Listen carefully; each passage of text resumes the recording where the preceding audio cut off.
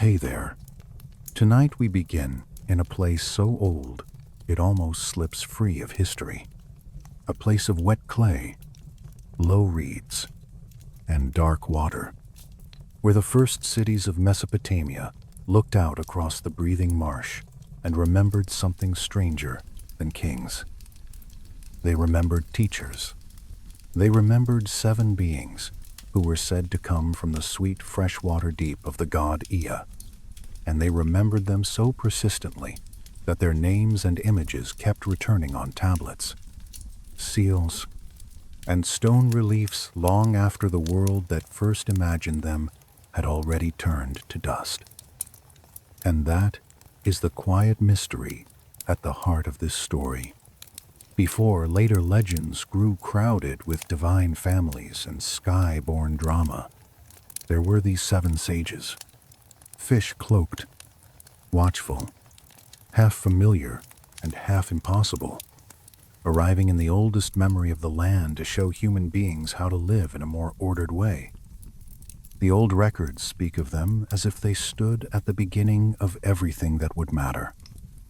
Temples, ritual, numbers, writing, law, craft, measurement. All of it seems to gather softly around their passing footprints. Tonight we follow that old trail. We move through buried temple floors, through libraries of broken clay, through flood stories, schools, and whispered claims that civilization did not slowly stumble into being, but was guided, almost tenderly, by minds that already knew what a city could become. If that sounds suspiciously convenient, well, yes, it does. Ancient people were many things, but subtle PR work was not always one of them. Still, the story stayed alive for a reason. If this kind of slow, dark history is your sort of refuge, leave a like, subscribe, and settle in with me. There is a very old question waiting in the reeds tonight, and by the firelight we may get a little closer to it. Now let the room dim around you. Let your shoulders drop. Unclench the jaw. Let the breath move in slowly and leave just as slowly. Imagine candlelight leaning against stone. Imagine the soft crackle of a small fire, the sound of distant water, and a world so early that memory itself feels damp around the edges. Mesopotamia, the land between rivers, was never only a place of dry ruins and museum labels. In its beginning, it was mud underfoot, river breath in the dark, fish silvering below the surface, and low horizons that made the sky feel enormous. If you were standing here with me, at the edge of Eridu, in the fragile blue before dawn, you would smell wet earth before anything else. Not perfume, not incense, not polished cedar. Wet earth, salt-touched reeds, clay cut open by human hands, the scent of a world still being shaped. The earliest civilizations of this region left behind records that are oddly detailed when they speak of the 7 sages. That detail matters. It is one thing for a culture to invent grand beings in a vague mythical distance. It is another to preserve names, roles, places, and repeated images as if the memory had structure. The cuneiform tablets from Nineveh, especially those gathered in the library of Ashurbanipal, preserve some of the fullest surviving accounts. There are king lists, Hitual texts, chronicles, and scholarly compilations, and across them runs a calm but persistent idea.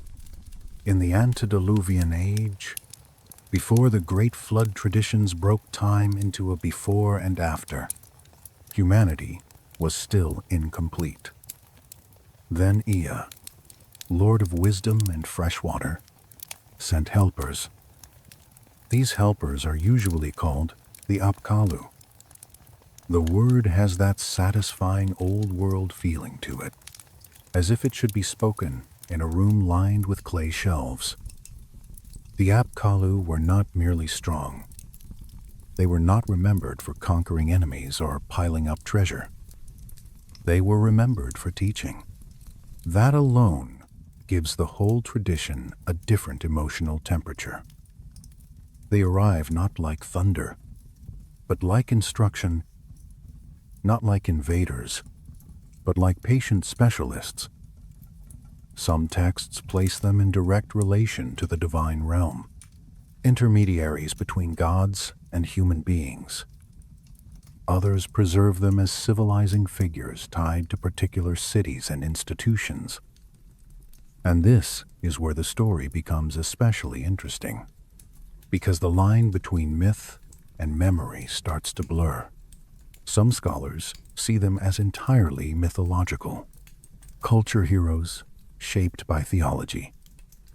Others have wondered whether the tradition preserves the memory of exceptionally influential priestly founders, real human teachers later raised into the borderland between man and God. We cannot be sure. The old clay rarely gives us certainty as a gift. It prefers suggestion. Still, the sequence of the story is remarkably steady. Human society, at first, is described as primitive, unsettled, lacking the full architecture of civilized life.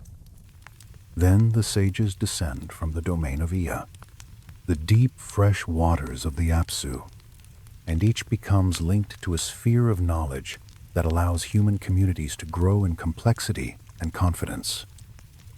Ritual order, agriculture, craft production, mathematics, building, observation of the sky, the handling of sacred space, the proper ways of speaking to powers above and below human reach. It is as if the tradition imagines civilization not as a chaotic pile of lucky accidents, but as a curriculum. Honestly, I have always found that strangely moving. We often tell ourselves stories about power at the beginning of the world. Here the power is knowledge, and more than knowledge, knowledge given shape, measured, taught, repeated, written down. It is a very Mesopotamian fantasy, if fantasy is what it is. A world redeemed not by noise, but by administration. Someone, somewhere, had the deeply ancient urge to believe that the universe might be held together by careful teaching and decent record-keeping. A very scribal dream, a very beautiful one. The first and most important of the seven is Adapa.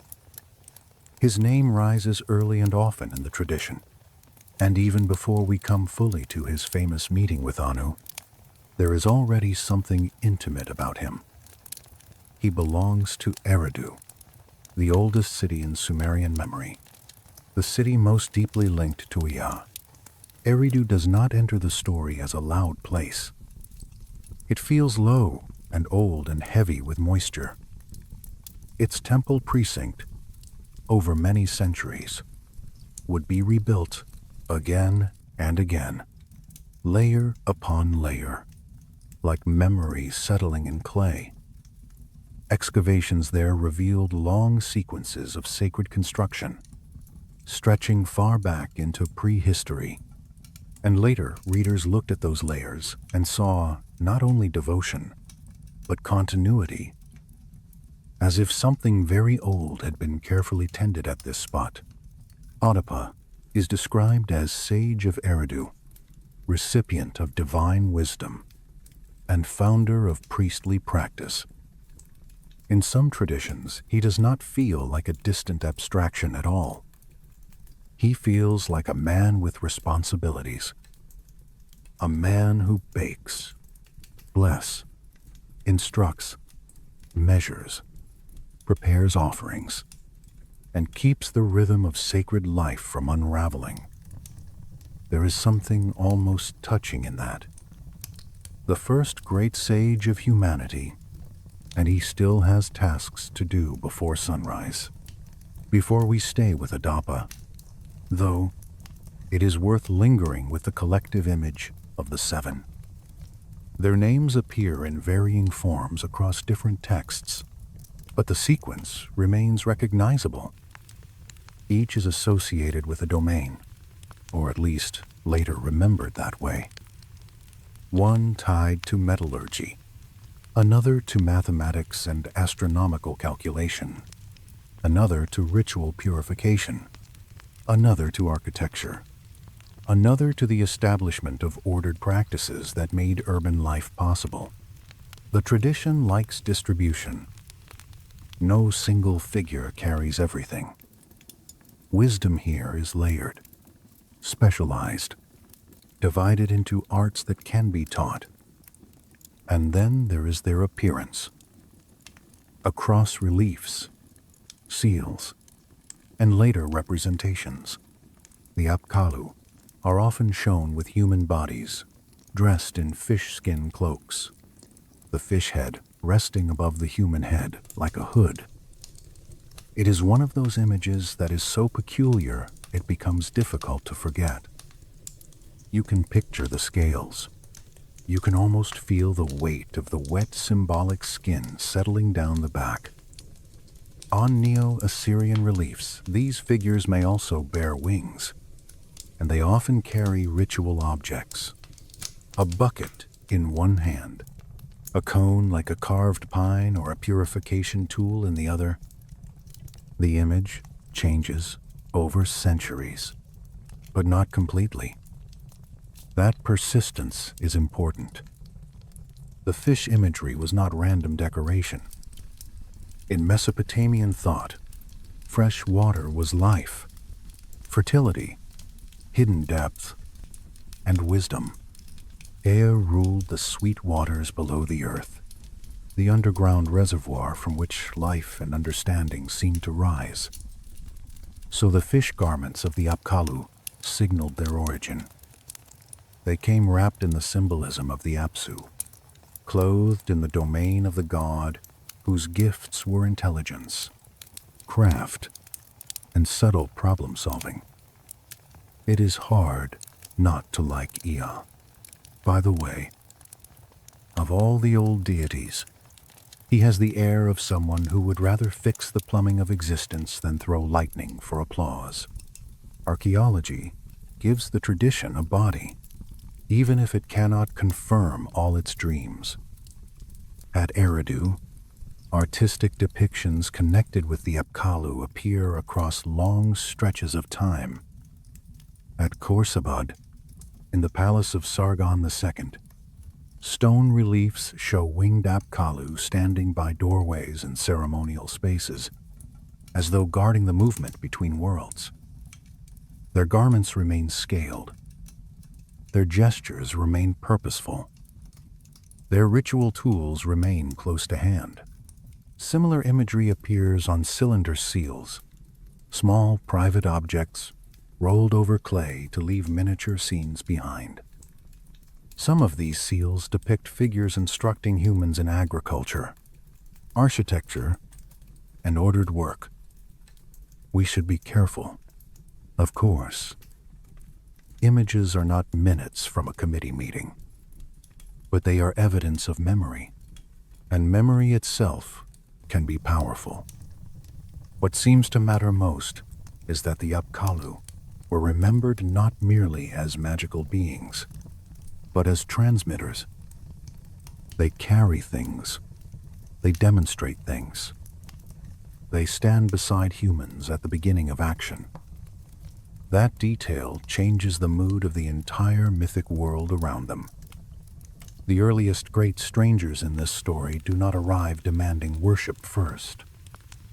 They arrive with knowledge first. And perhaps that is why the tradition endured. Because every civilization eventually wonders the same quiet thing. Who taught us how to become ourselves? Who first measured the field? Who first aligned the temple? Who first marked wet clay with signs and said, "This will hold memory after I am gone"? Who first noticed that the stars move in patterns and that numbers can bind earth to sky? Mesopotamia answered that question with 7 names, 7 cloaks, 7 teachers moving in from the deep. As the light rises over Eridu in our minds, and the marsh begins to brighten into pale gold, the oldest city still seems to be waiting for one figure in particular. Not the whole company now, but the first among them, Adapa, priest, sage, servant of Ea, mortal man with extraordinary understanding.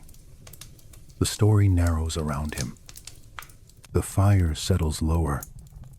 The river breath turns cool. And in the hush before sunrise, we begin to follow his footsteps into the temple.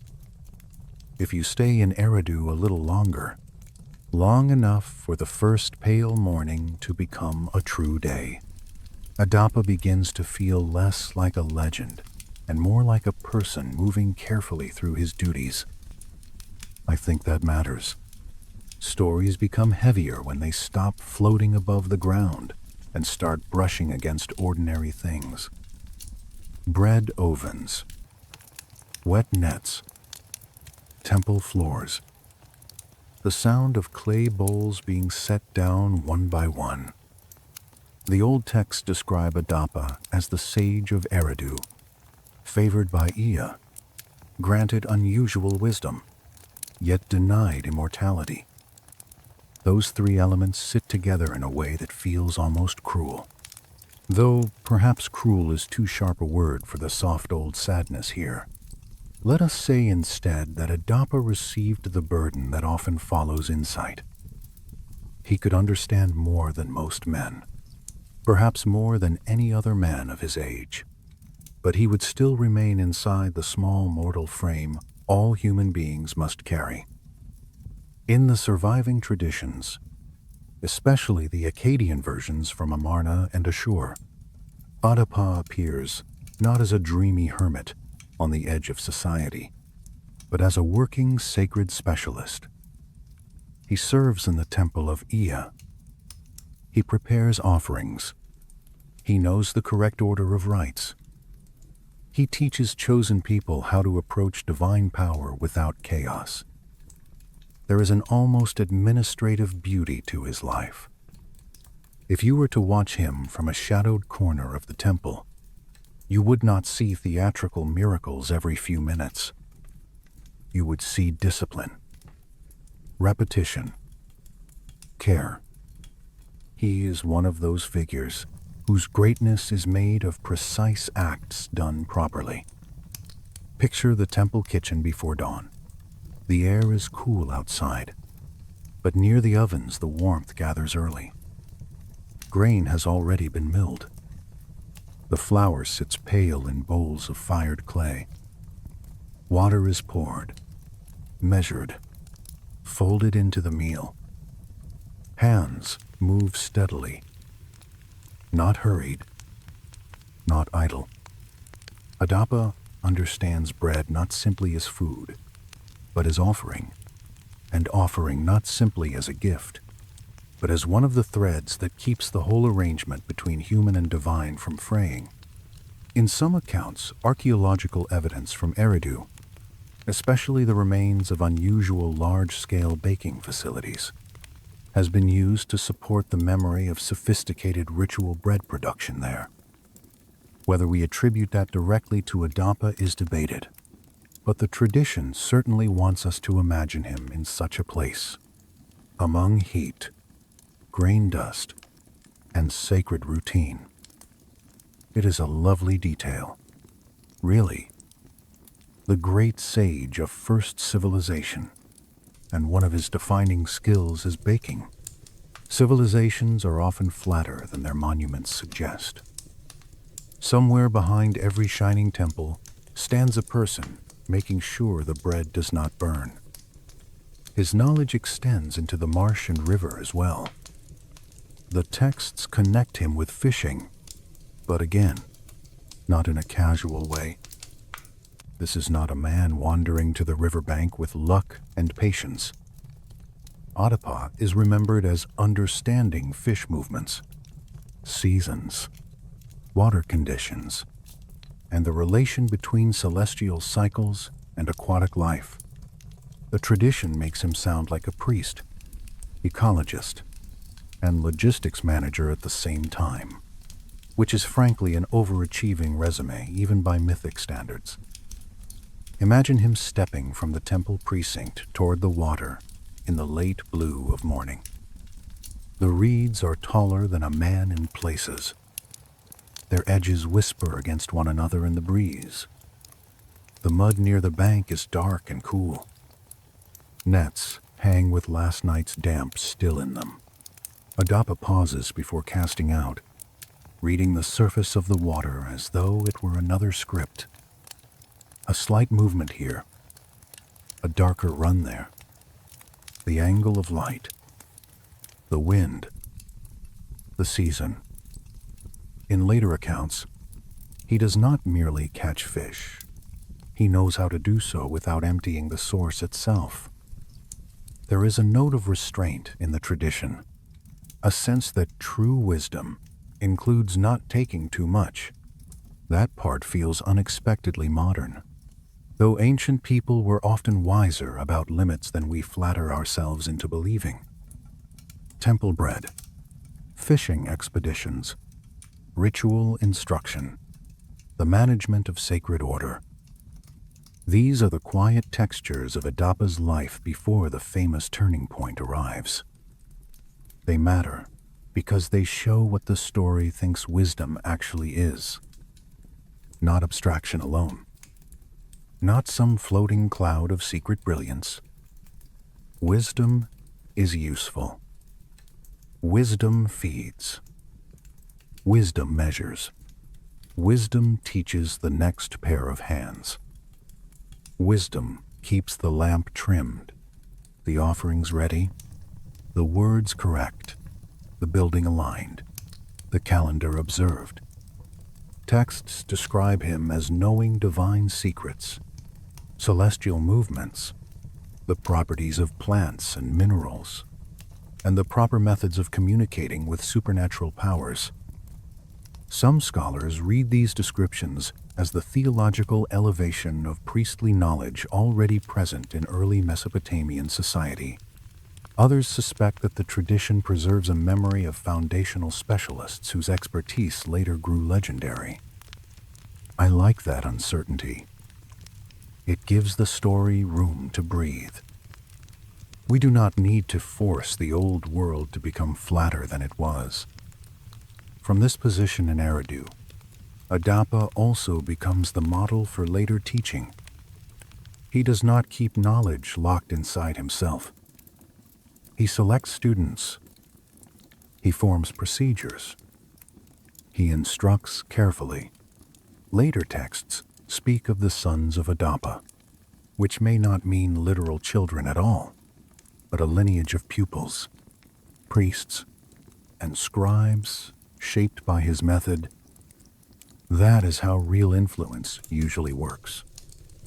Not in one dramatic performance, but in habits that continue after the original voice has gone quiet. If you were one of those students, the day might begin in silence. You would enter a cool room with clay tablets stacked along the walls and woven mats underfoot. A lamp would burn low, enough to hold back the dark corners. Adapa would not speak at once. Men who truly know things are often in no rush to prove it. He might place an object before you first. A bowl, a reed stylus, a measuring cord, a fish hook, a loaf, and ask you to see it properly before he ever explained it. Then the lesson would unfold in layers, practical action first, meaning second, sacred correspondence third. Everything connected, nothing wasted. The old Mesopotamian mind loved correspondence. Earth below, heaven above, temple on ground, pattern in sky, ritual in body, number in architecture, offering in season. Adapa stands near the beginning of that kind of thinking. In the tradition, he is not simply a skilled man. He is the one who reveals that visible acts mirror invisible order. Which brings us, softly now, to the episode for which he is most remembered. The journey upward, the summons of Anu, the refusal that shaped the human condition. There are several versions of the Adapa story, preserved in fragmentary tablets from different places and times. But the core remains steady.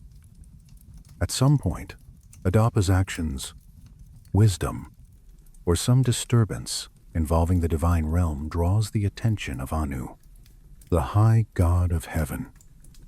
He is summoned to the celestial court. Before he goes, Ea warns him. The warning is simple and devastating. In heaven, Adapa will be offered food and drink. He must not accept them, because they will be the bread and water of death. This is one of those moments where the entire old story seems to hold its breath. Imagine Adapa preparing for ascent, not triumphantly, not like a hero polishing his speech for applause. Imagine instead the quiet pressure of knowing he is leaving the secure patterns of temple routine for a place where one wrong choice might echo forever. The room is still. Oil lamps breathe faintly. Priestly garments settle against the skin. There is no audience here, only obedience and uncertainty. Then the movement upward, described not in technical detail, but with enough grandeur to make the scene shimmer. A mortal sage crossing the boundary into the realm of heaven. If you were standing beside him in imagination, you might expect terror. But the old story feels more ceremonial than frantic. Doors, thresholds, a brightness that does not flare so much as deepen, vastness arranged with order, the kind of place where every word matters because each word belongs to structure. When Adapa appears before Anu, the high god is struck by him. In some versions he asks, why does this human possess such wisdom? Why has he been formed this way? There is admiration in the scene, and perhaps surprise as well. The mortal from Eridu has brought something unusual into heaven. He is small, finite, bounded by death, yet he carries knowledge that belongs near the divine. And then comes the offer. Bread of life, water of life. This is the hinge of the whole legend. Adapa has been warned by Ea that the food and drink will mean death, not immortality. So when they are placed before him, he refuses. Calmly, respectfully, completely. The tragedy, if tragedy is the word, rests in the fact that Ea's warning was deceptive, or at least strategically incomplete. The gifts before Adapa were not death, but life, eternal life. And because he obeyed the wisdom already given to him, he lost the immortality that might have carried him beyond the human condition. It is a profoundly Mesopotamian kind of sorrow. Not a loud disaster, not a battlefield collapse. A misunderstanding in a court of heaven. A mortal being who does the prudent thing and is thereby kept within the limits of mortality. There is almost a bitter humor in it, very dry, very ancient. Imagine discovering that careful obedience has cost the species eternal life. One would be forgiven for sitting down for quite a while after that. But the tradition does not leave the moment as a mere cosmic trick. Later readers treated it as something weightier. Adapa's refusal becomes a theological lesson. Humanity is not meant to possess both wisdom and immortality. Mortals may receive understanding, sacred skill, and even access to divine patterns, but they remain mortal, and in many Mesopotamian texts, that is not framed as simple punishment. It becomes a condition with dignity. Wisdom, not eternal life, becomes the highest reachable human achievement. That idea runs deep. You can feel its echo later in the Epic of Gilgamesh, where the great king chases immortality and finds instead a more sober form of knowledge, a recognition of limits, a return to walls built by human hands. The old Babylonian wisdom texts return again and again to this mood. Learn what you can. Act properly. Build carefully. Accept the boundary that will not move. There is melancholy in that, yes, but also steadiness.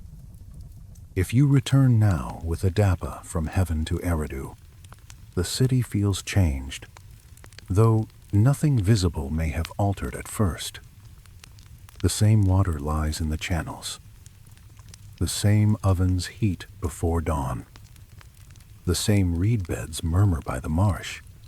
Yet after the refusal, after the untouched bread and water of life, every ordinary task seems touched by a gentler sadness. The priest remains mortal. The students remain mortal.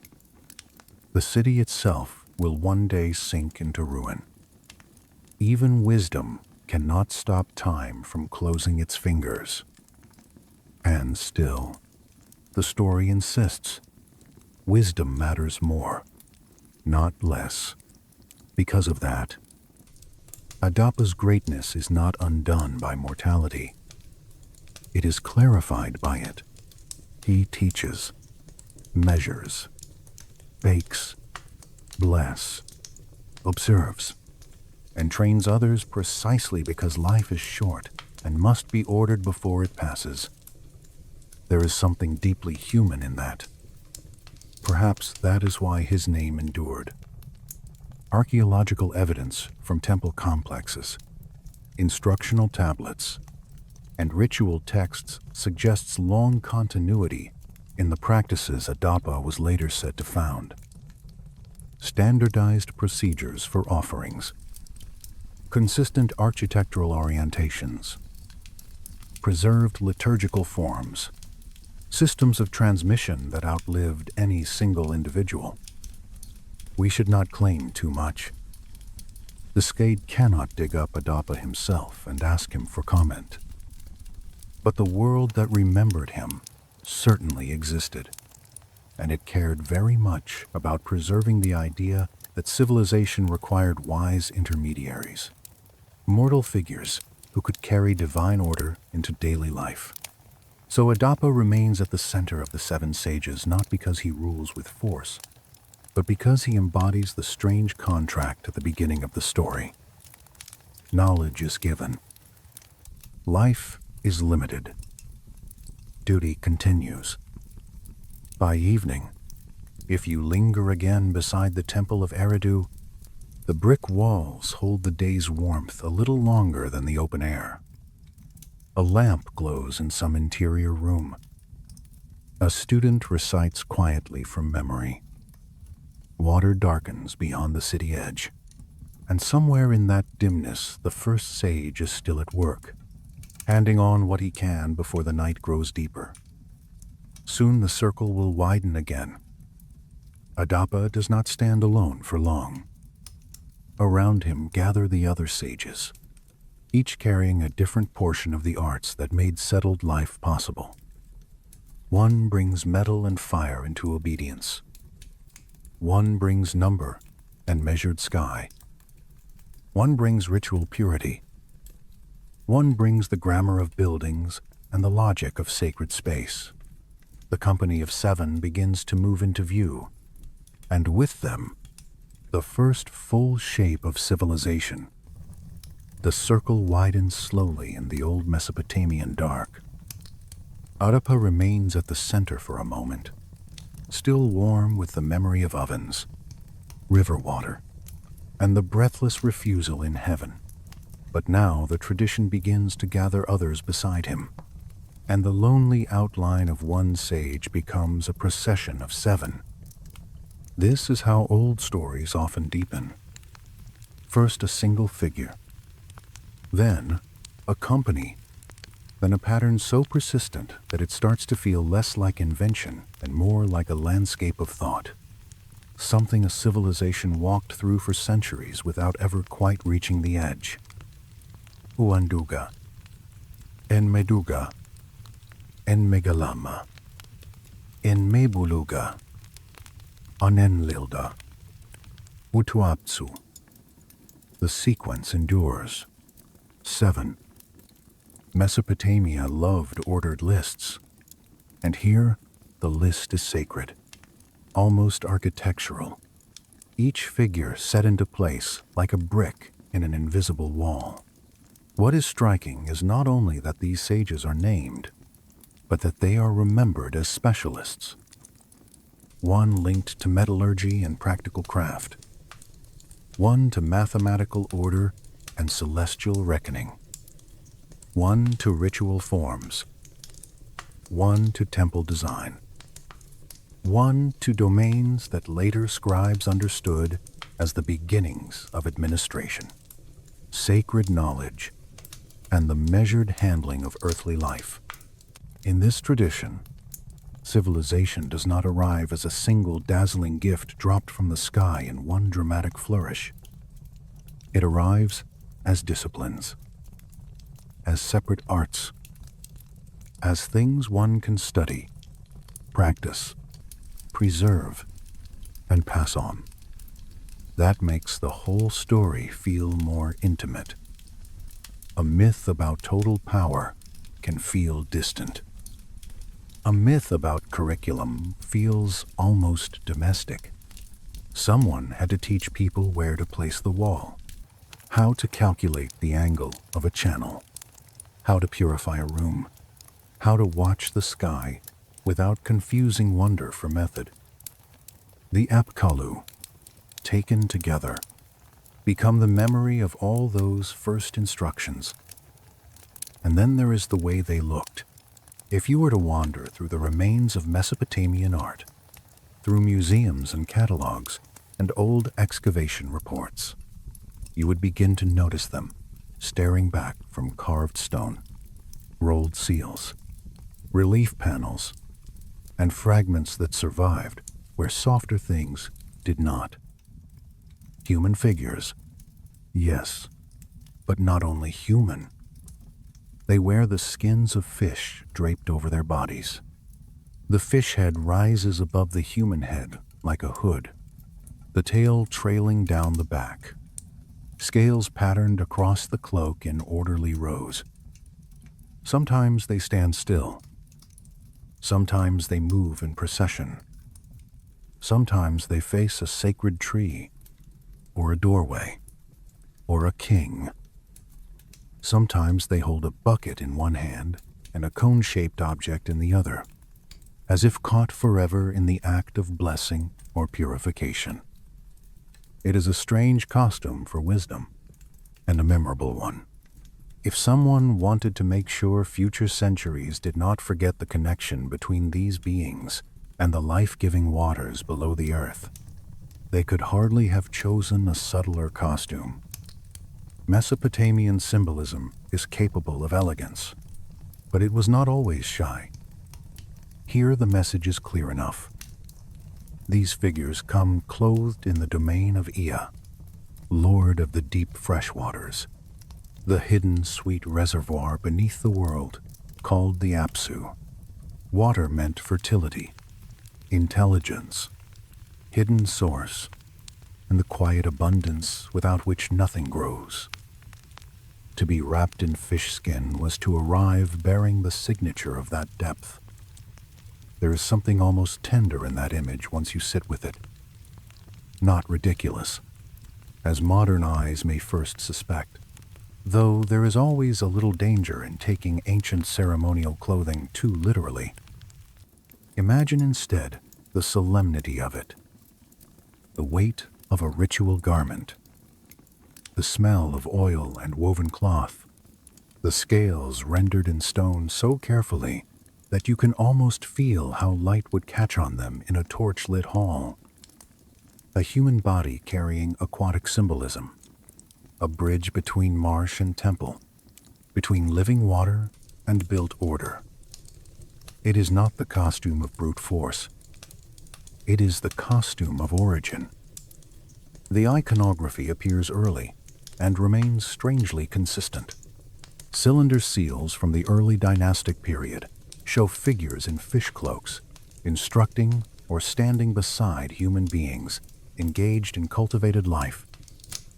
Later, Neo-Assyrian palace reliefs elaborate the image further. At Khorsabad, in the palace of Sargon II, and at other Assyrian sites, winged Apkallu stand beside gateways and royal spaces.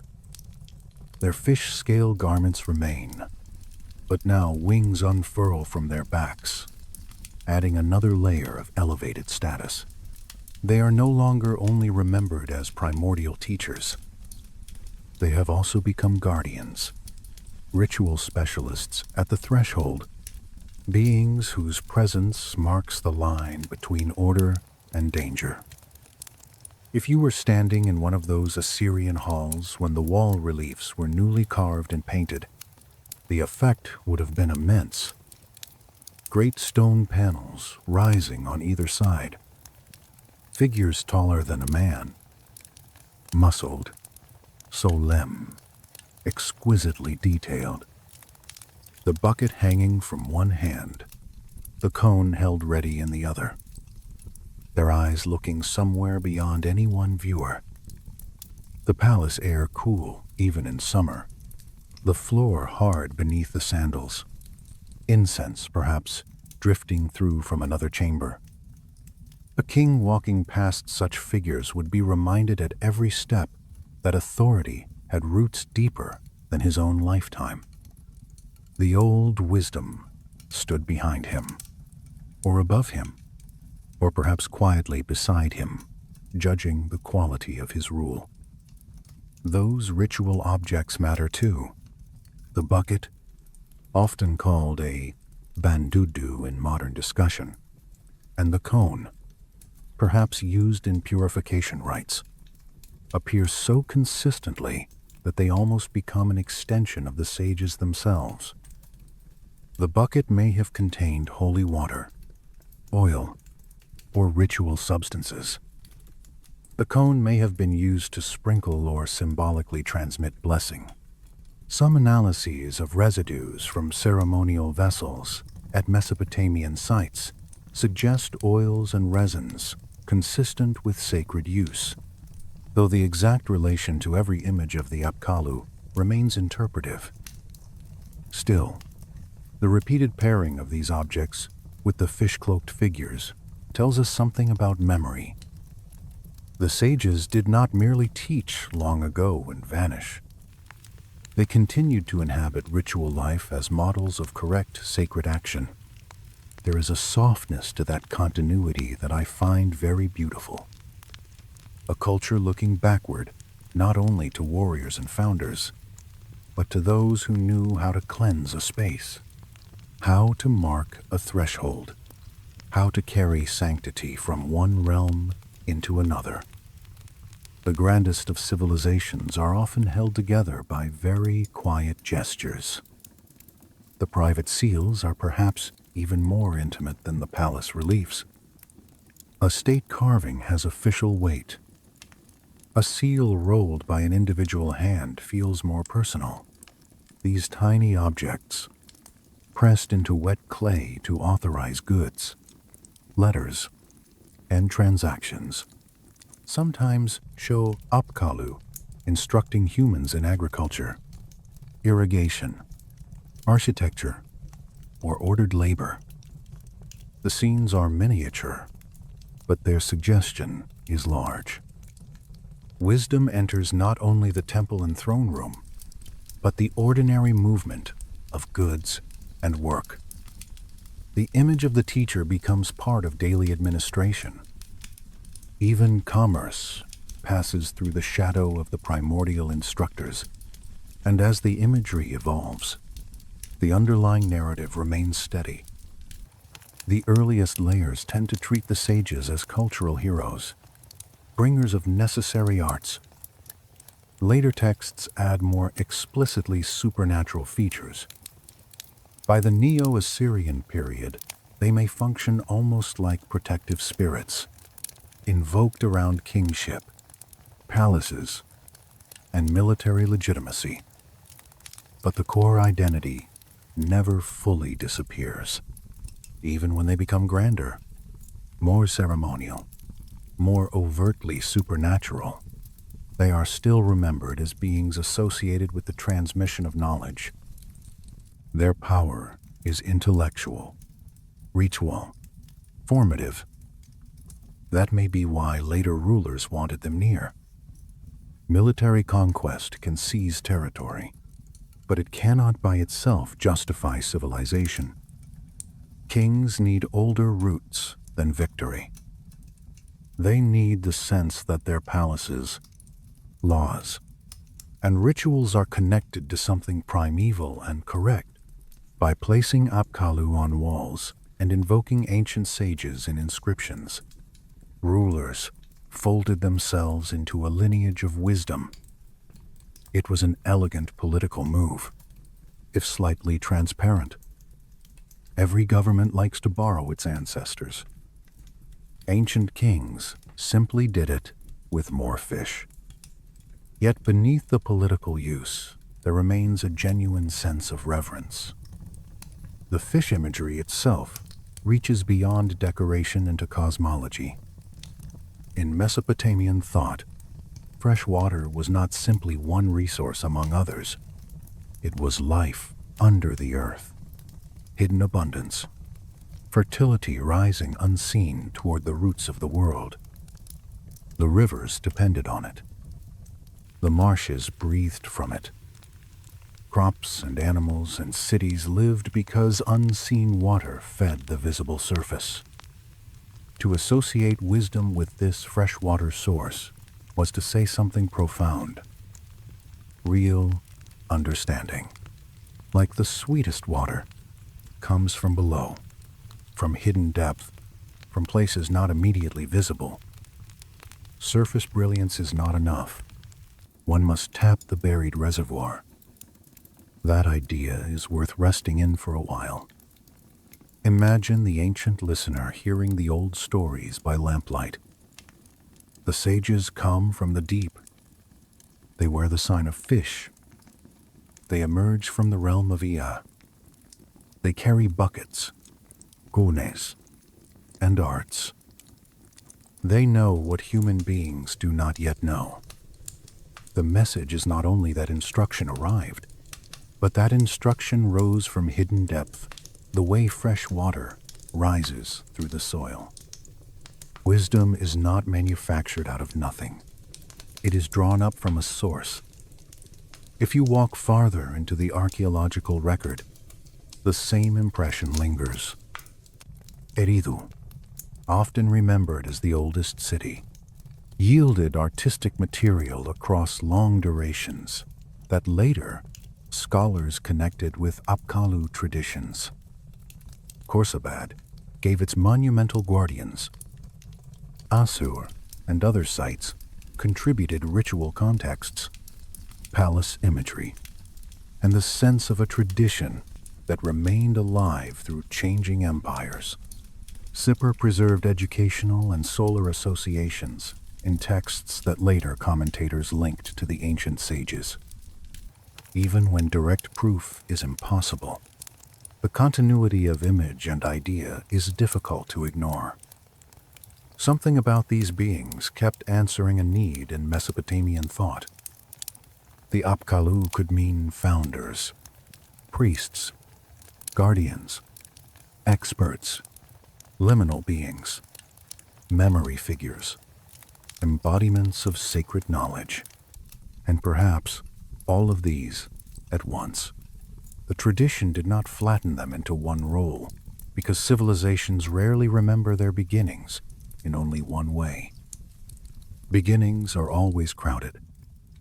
Historical memory, theology, artistic convention, and political need all gather at the same fire.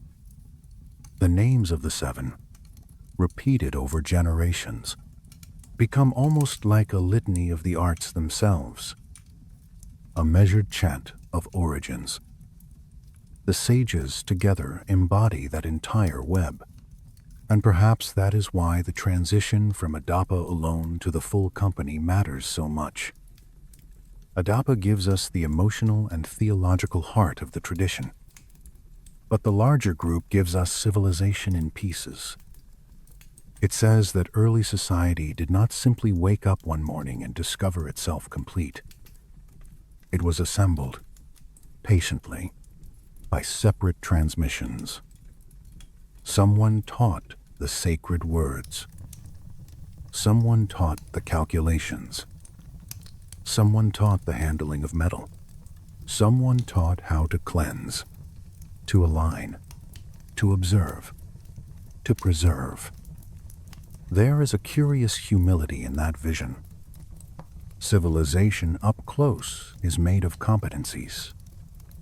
A wall that does not fall. A loaf that rises. A canal that runs true. A calendar that predicts the season. A ceremony performed correctly enough that people feel the world remains coherent for another day. The seven sages personify those competencies, then surround them with the fragrance of divine memory. As evening deepens around the old cities, the procession of fish-cloaked figures grows easier to imagine. One after another, moving in silence. Scale-patterned garments brushing the air. Buckets steady at their sides. Their purpose calm, almost gentle. No display. No declaration. Just the slow confidence of beings who know how a disordered world can be taught to hold together. Soon, though, the symbols will have to become action. It is one thing to remember the sages in stone and seal. It is another to ask what they were actually said to have given. What changed when they arrived? Why the first urban centers, the first temples, the first mathematical systems, the first writing traditions seem in the old stories to gather under their shadow? The fish cloak opens onto a larger question.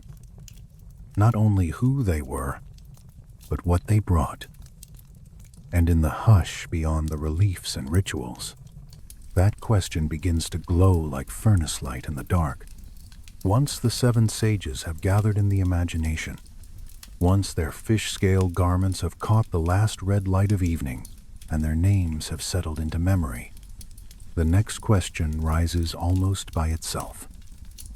What did they actually give? What changed when they came? The tradition treats them as bearers of the arts that made civilization possible. And when one looks, slowly and carefully, at the old record, the story keeps returning to the same astonishing claim. Human life became structured under their instruction. It begins with the city itself. Eridu stands at the center of this dream, the oldest city in Sumerian memory, tied so closely to Ea, that it can feel less like a mere location and more like a hinge between worlds. Archaeology there revealed long sequences of temple rebuilding, layers upon layers of sacred architecture, stretching far back into prehistory. The earliest structures appear with a confidence that later observers found striking. Ruins planned with intention, sacred space defined, construction techniques repeated and refined. To many scholars, these developments belong to the natural rise of complex society. To more speculative readers, they feel abrupt. The old stories favor that second mood. At Eridu before sunrise, the city is low, wet, and intimate. Mud brick walls breathe out the coolness of the night. Reed roofs stay dark with damp. Water channels reflect a thin strip of pale sky. But even here there is order beginning. A temple aligned. Space separated into sacred and ordinary. Paths worn by repeated use. Storage, offering, craft, and administration moving toward one another, like threads being drawn together into a single knot. Civilization often begins in very small corrections. A line made straighter, a wall made thicker, a room given a precise purpose. The sages are remembered as the ones who taught those corrections. The agricultural revolution of southern Mesopotamia would have been impossible without water management. This was never a land where one could simply wait for kind weather and hope the fields would take pity. The Tigris and Euphrates gave life, but not politely. Their waters needed guidance, channeling, restraint, and timing. Irrigation systems discovered across the alluvial plain reveal engineering that demanded careful planning. Canals had to be cut at workable gradients. Embankments had to hold. Fields had to receive enough water without turning into mirrored disaster. The tradition links such skill to sage instruction, as if the first people of the region were shown how to persuade unruly water into cooperation. There is something wonderfully practical in that. Not golden chariots descending from the clouds. Ditches, angles, water guided with care. Watching a canal laid out in morning half-light, you might not think you were looking at the birth of civilization. Men pace distance. Measuring cords stretch between posts. Mud works up around the ankles. Someone squints along a line to judge where the water will fall. Yet this is exactly the sort of scene the tradition wraps in sacred significance. A successful canal means grain, and grain means storage, planning, records, labor, and law. The sources also connect the sages with metallurgy. Here the story grows warm. Furnaces, ore, smelting, bronze. Early dynastic sites reveal sudden competence in metalworking that later writers found impressive. Copper extraction from distant mountain zones, alloying, tool standardization, and techniques that seem highly organized all appear in the record. To conventional history, these are the fruits of trade networks, experimentation, and accumulated skill. In the Apkallu tradition, they are signs of early instruction. Imagine the metal workshop in the evening. The day outside cooling into blue, while inside the furnace, mouth glows like a second sunset. Ere trams overheat, charcoal breathes sparks. Ore is broken, sorted, fed in measured sequence. Bellows sigh and answer one another. A student wipes sweat from the temple of his forehead with a wrist already dusted in ash. Beside him stands a teacher who knows the color at which metal begins to speak. Too cool and it remains dull. Too hot and it loses itself.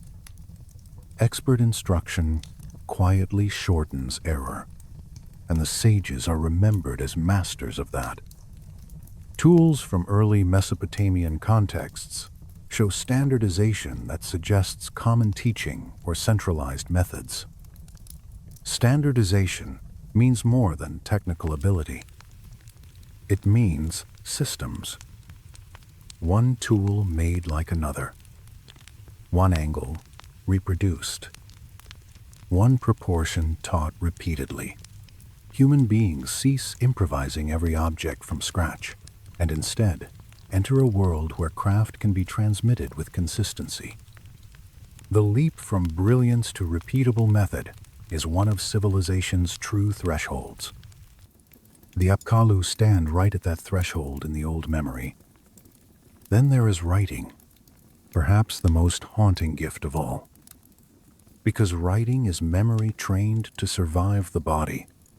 Sumerian tradition often frames writing as a divine or semi-divine instruction, and later accounts connect the primordial sages with the development of symbolic representation.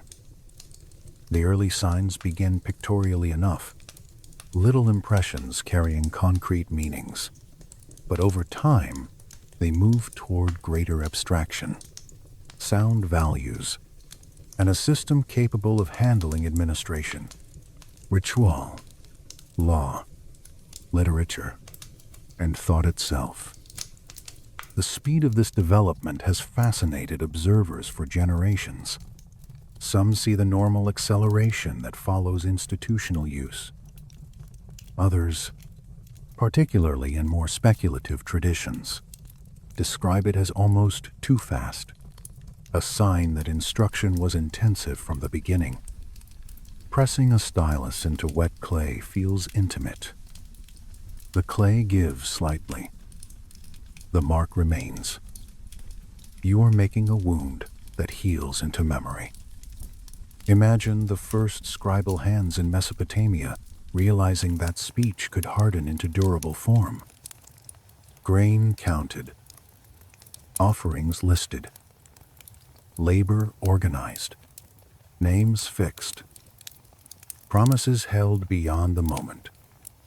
Old storytellers naturally looked back and decided that such a power must have come from the sages. Mathematics rises beside it. Later, Babylonian tablets preserve striking competence in calculation, geometry, and astronomical reasoning. Sexagesimal notation, the base 60 system that still shadows our measurement of hours and angles, became one of Mesopotamia's most enduring intellectual inheritances. Problems involving area, volume, proportion, and complex numerical relationships appear with a confidence that can feel startlingly modern in texture, even when the notation is not. Later tradition attributed some of these foundations to the ancient sages, and whether that preserves actual memory or theological prestige, it captures something true about the Mesopotamian mind. Number was not merely practical. It was one of the languages by which order became visible. You can feel that in architecture. Temples and platforms do not rise by inspiration alone. They require measured dimensions, load-bearing understanding, proportional reasoning, and the discipline to repeat lines accurately. The old sources sometimes describe the sages as teachers of sacred architecture, and the archaeological consistency of temple features across periods and regions encouraged later readers to imagine some primeval instructional source behind them. One room set out according to celestial relation. One platform raised to a given height. One axis aligned to a ritual logic. Stone and mud brick remembering mathematics without ever speaking. Geometry can feel oddly emotional in the ruins. A broken foundation trench can still suggest intention after 5,000 years. A line can outlive empire. Astronomy emerges naturally from the same pattern. Mesopotamian scholars observed the sky with a steadiness that would eventually become one of the ancient world's great scientific traditions. Planetary movements, eclipse cycles, star positions, calendar correlations. All of these become deeply important in the surviving textual record. Later, sources credited the primordial sages with introducing the mathematical basis for celestial observation. To watch the sky properly requires patience, notation, repetition, and the refusal to let wonder dissolve method. Picture a roof platform at night over an early Mesopotamian city. The heat of the day has finally let go of the brick. The air above the marsh is cooler now. Somewhere below, a dog barks once and settles. A lamp is shielded from the wind. A watcher crouches with tablet and stylus, or perhaps with memory before writing has fully taken over. Venus glows low. Jupiter stands farther off. The moon carries its own old authority. Beside the student stands the teacher, one of those patient figures the tradition calls sage, showing where to look, when to record, how not to confuse a single beautiful night with a pattern. The sages also stand behind ritual and law in the old stories. Adapa already gave us the priestly model, but the broader company is tied to purification, temple procedure, sacred timing, and the maintenance of cosmic order through repeated, correct action. Later legal traditions in Mesopotamia, including the atmosphere around royal law codes, sometimes looked backward to ancient wisdom as a legitimizing source. The notion that good rule depends on access to primordial understanding was deeply rooted. Kingship descended from heaven, yes, but it also required instruction. Rule without wisdom becomes force. Rule connected to the ancient sages could claim deeper sanction. That idea might sound lofty, but it returns us again to very ordinary acts. A boundary stone set correctly. A legal formula spoken in the right order. A temple cleansed before a festival. The old world knew that civilization fails through small negligence as often as through catastrophe. The Apkallu tradition answers that fragility with the image of expert guidance at the beginning. Archaeological evidence often seems to amplify the source's sense of sudden sophistication. Advanced irrigation over wide areas. Temple building traditions with notable continuity. Metallurgical control. Early writing systems developing rapidly into administrative complexity. Mathematical and astronomical achievements that later cultures inherited and transformed. None of this proves supernatural intervention.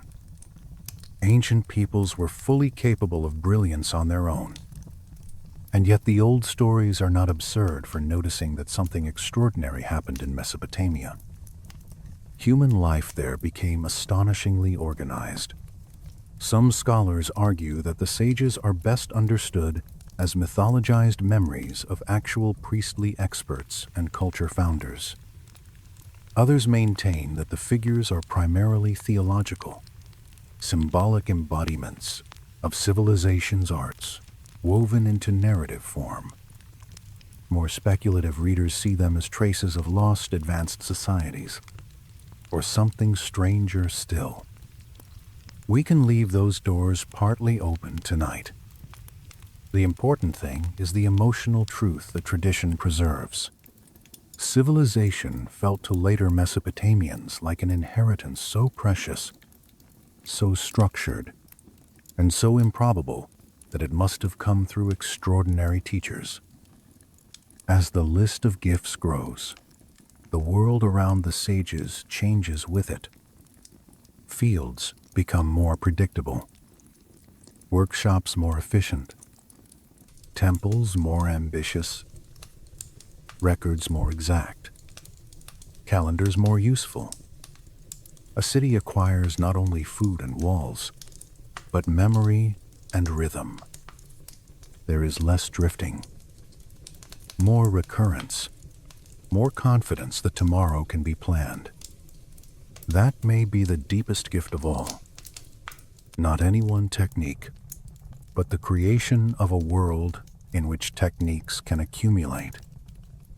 In that sense, the seven sages become guardians of continuity as much as founders of invention. They do not merely hand over isolated tricks. They establish systems that can survive them. A writing tradition, a mathematical grammar, ritual sequences, architectural proportion, agricultural management. These are not sparks. They are frameworks. And frameworks are what let civilizations outlive the breath that first imagined them. By the time night settles fully over the early cities, and the fires in workshops have turned from bright labor to low embers, one can almost feel the shape of the old claim in the darkness. The sages came, and after them the world became measurable. Water was guided. Metal obeyed. Clay remembered. Temples aligned themselves to both earth and sky. Human beings, still mortal and still fragile, learned how to build patterns that could outlast fear. Soon we will have to follow those patterns into the places where they were preserved most carefully. The schools, workshops, libraries, and temple rooms where instruction became institution. Because if the sages changed humanity, they did so not only by revealing arts, but by creating ways to teach them again and again. The city is one miracle, and the school is another. And in the quiet, after the furnaces dim and the canal water turns black under the stars, the first schools of wisdom begin to open their doors. There is a particular hush that belongs to places of learning before sunrise. Not the hush of emptiness, but the hush of attention waiting to be filled. If you follow the old Mesopotamian story past the gifts themselves, past the first canals and furnaces and temple walls, you eventually arrive at a quieter miracle. Someone had to teach all of this. Someone had to keep the methods from vanishing with the first generation that learned them. And so the tradition leads us into rooms of clay, red modding, oil lamps, measured voices, and patient repetition. The first schools of wisdom, the first places where civilization became a habit. Eridu stands at the center again, as it almost always does when the memory grows oldest. The city of Ea, low by the marsh, heavy with damp air and sacred continuity, is remembered not only as the home of Adapa and the early sages, but as a place where knowledge took architectural form.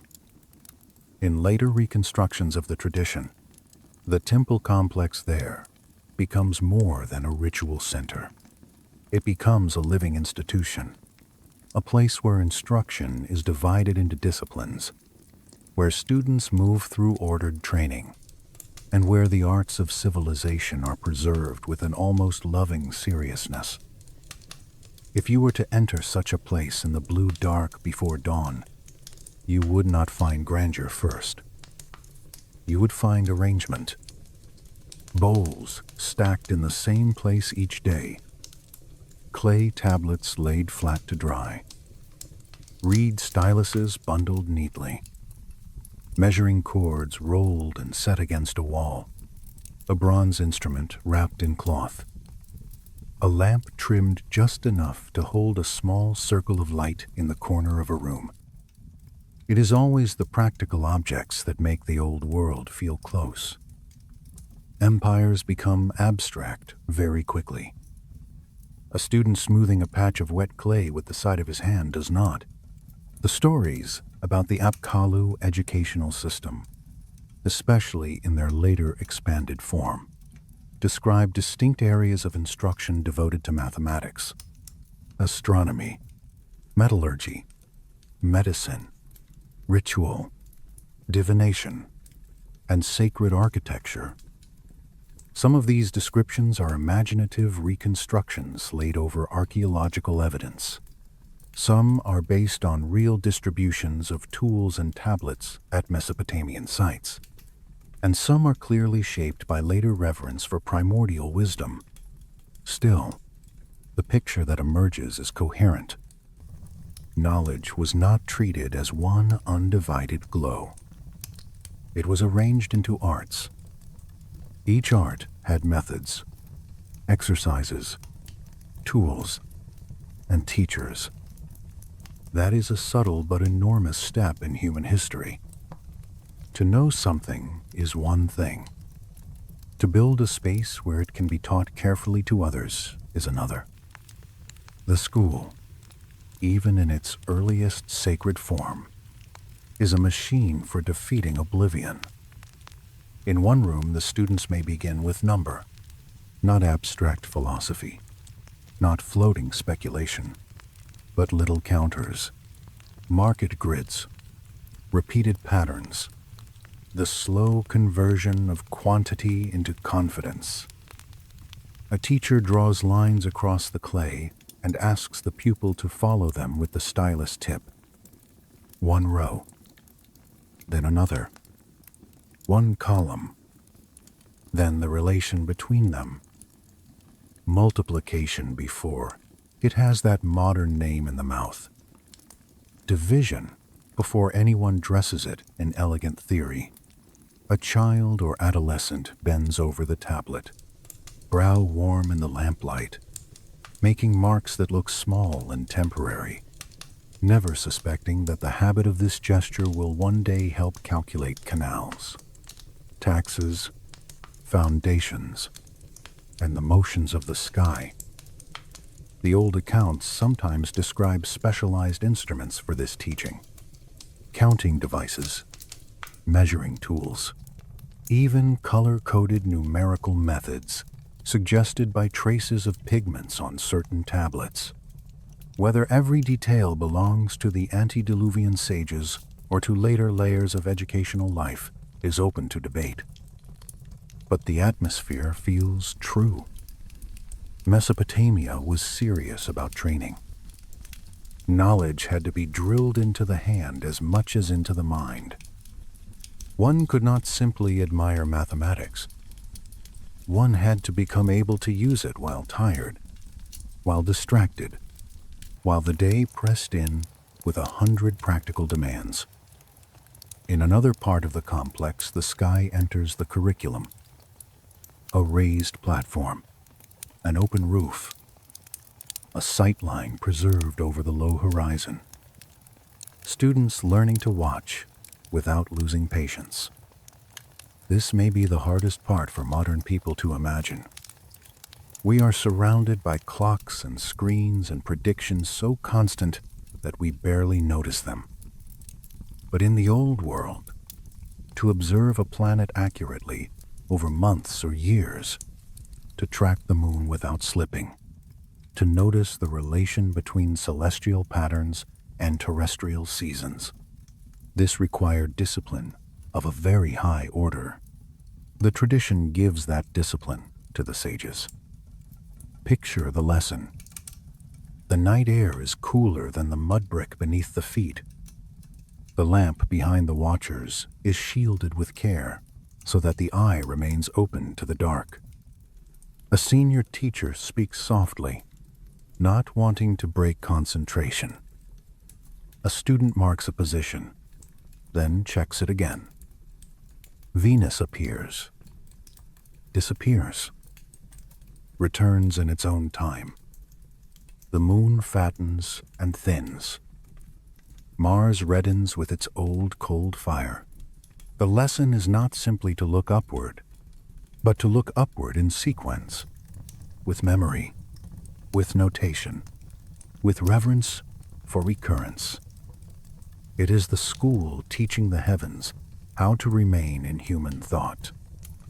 Nearer the heat of the inner courts stands the Metallurgy instruction area, if we follow the tradition as it wants to be remembered. Furnaces, slag, ore fragments, stone hammers, moles, perhaps bellows and crucibles, the practical grammar of controlled fire. A student here learns quickly that metal has moods. It resists haste. It punishes carelessness. A teacher lays out samples and speaks of color, weight, sound, and heat with the tenderness other men reserve for poetry. The old texts describing advanced metallurgical instruction love both method and marvel. This alloy requires a precise relation. That ore must be recognized by eye. This furnace temperature must be held, not guessed. Lost wax casting, joining methods, surface treatments, all of it passed onward, not as random secrets, but as a sequence of repeatable acts. I have always liked the quiet dignity of that. Civilization is often romanticized at the scale of monument and myth. Yet somewhere in its core, there is always a teacher saying, "No, not like that. Hold the tool lower. Wait a little longer. Listen for the change in the sound." The sages, in this part of the tradition, become the ultimate first teachers of that voice. Medicine belongs here too. The educational complexes imagined around the early sages are said to include areas for growing medicinal plants, preparing compounds, and studying the relation between bodily symptoms and hidden causes. Archaeological remains from Mesopotamian settlements do show serious concern with healing, pharmaceutical preparation, and later textual traditions preserve diagnoses, treatments, and plant knowledge with striking care. The stories fold all of that backward toward the ancient instructors. The medical room would have smelled different from the others, not clay and lamp smoke alone, but crushed leaves, bitter resins, damp roots, mineral dust, perhaps honey, perhaps sharp oils stored in sealed jars. Students would learn names first, then effects, then combinations, then cautions. This leaf cools. This bark eases pain. This mineral dries. This mixture must never be given in excess. The teacher might begin with observation before treatment. Look at the eyes, the skin, the breath, the pulse at the neck, the sound of a cough in the still room. Ancient medicine was never what modern fantasy makes of it. It was neither pure magic nor complete science. It was attentive, empirical, ritualized, uncertain, and often far more careful than people assume. The Apkallu tradition delights in making such care primordial. The sages know plants, minerals, and the hidden sympathies between body and world. They do not only heal by incantation, they teach how matter itself can be used wisely. Then there is the most delicate domain of all, ritual and sacred procedure. Adapa gave us the personal image of priestly duty, but the schools enlarge it into a system. Students learn not only prayers, but timing, not only offerings, but preparation, not only temple spaces, but purification. The old world cared intensely about sequence. Wash first, then anoint. Place this vessel here, not there. Face in this direction. Speak in this order. Light the lamp before the bread is set down. Ritual is often misunderstood as empty repetition, but in societies like Mesopotamia, it was a way of making the world feel aligned. Correct order in the temple answered the anxiety of disorder outside it. If you were a novice learning such things, the lesson might seem maddeningly exact. A teacher stops you midway. Your hand is too high. The bowl should rest nearer the edge. The water must be poured slowly. Begin again. Begin again. Begin again. And through those repetitions, the body learns what the mind cannot yet hold. Sacred order sinks into muscle.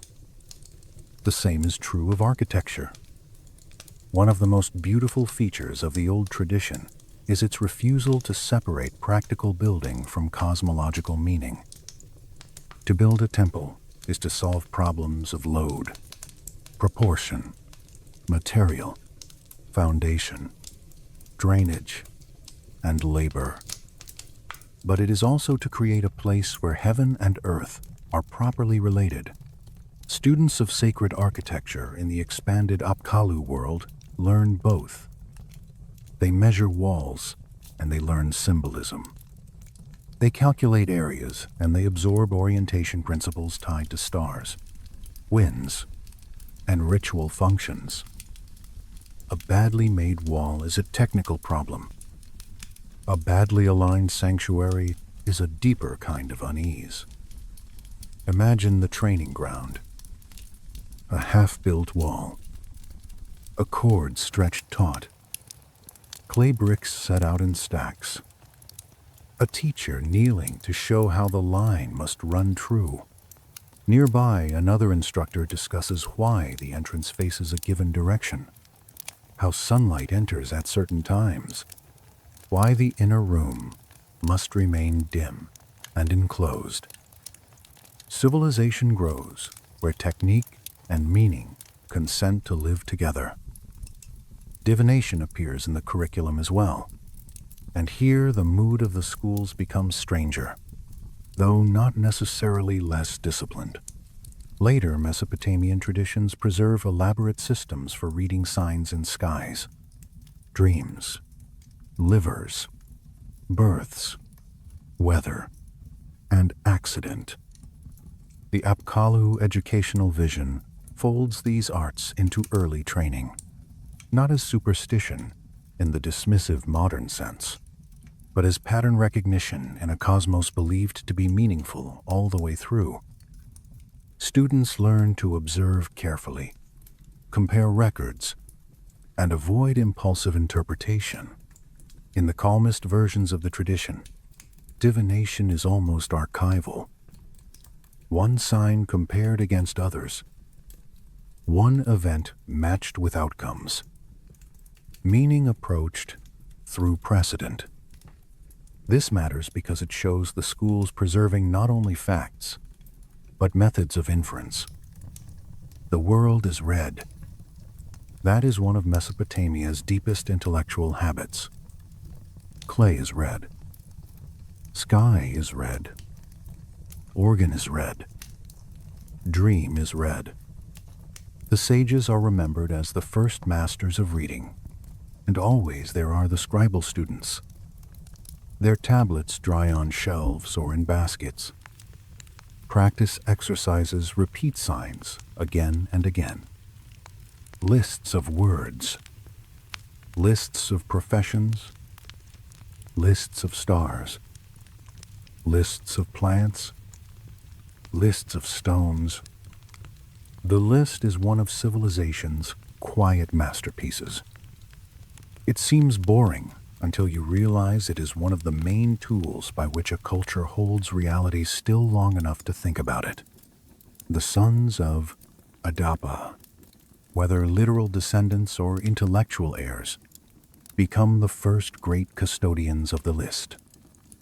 Excavations at places like Nippur and Sippur, in later periods especially, have yielded evidence of extensive scribal training, mathematical exercise tablets, lexical lists, and structured education. Not all of this belongs to the dawn of history. Much of it is later, Risha, already mature. But later, Mesopotamians themselves looked backward and imagined continuity. Their schools were not inventions out of nothing. They were inheritances. They wanted to believe that the first patterns had been laid down by the sages, and there is wisdom in taking that self-understanding seriously, even when one remains cautious about literal claims. As the day in the school wears on, the rhythms become almost monastic. Recitation, demonstration, practice, correction, a pause for bread, another lesson, a walk to the roof at night, a return before dawn, the same teacher's voice, the same wall, the same patient demand that a mistake be repaired before it hardens into habit. This is how civilization becomes durable.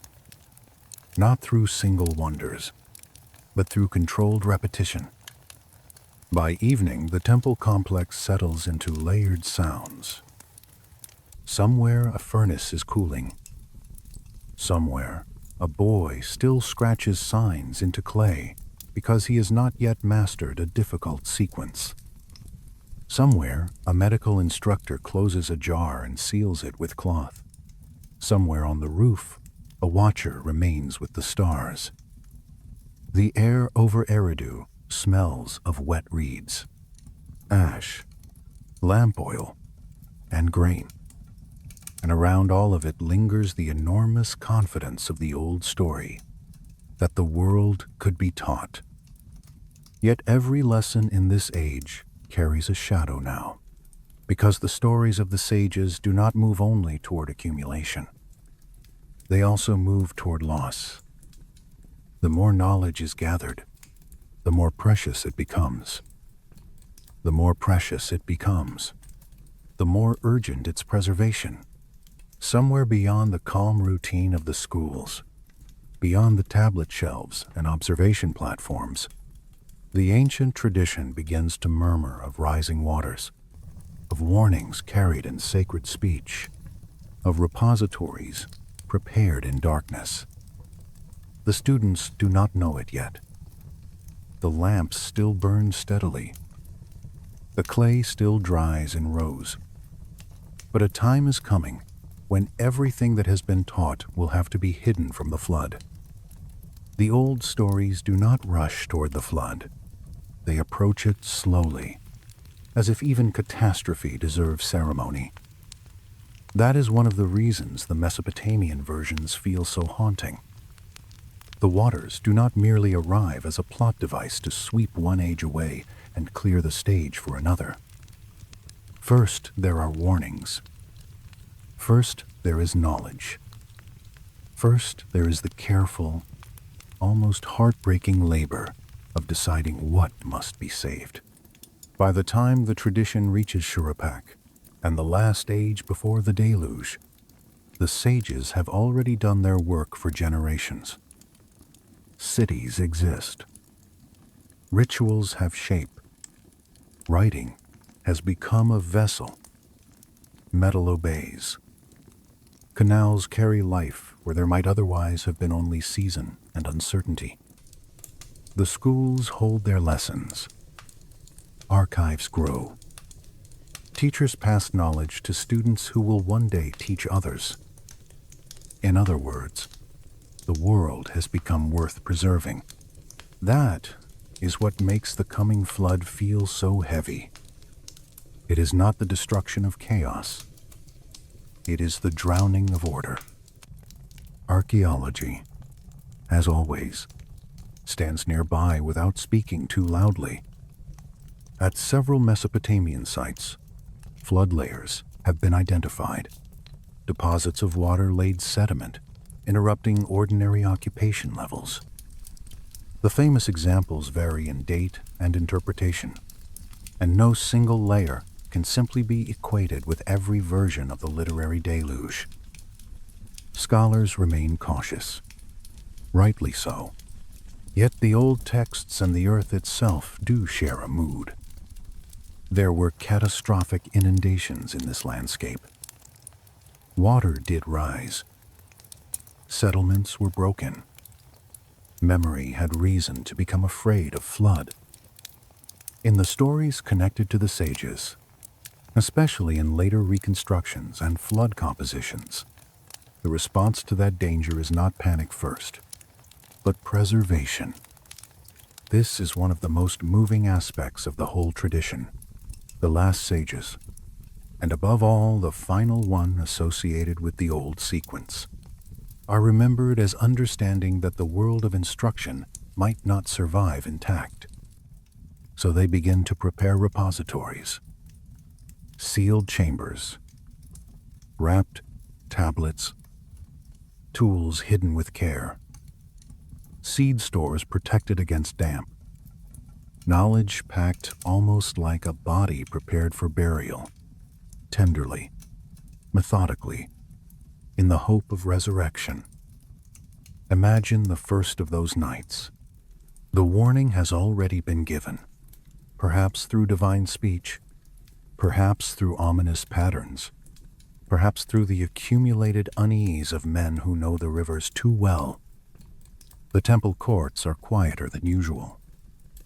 Lamps burn late. Scribes remain at work when they should have gone to sleep. Clay tablets are not being composed for ordinary administration now, but selected, copied, checked, and wrapped.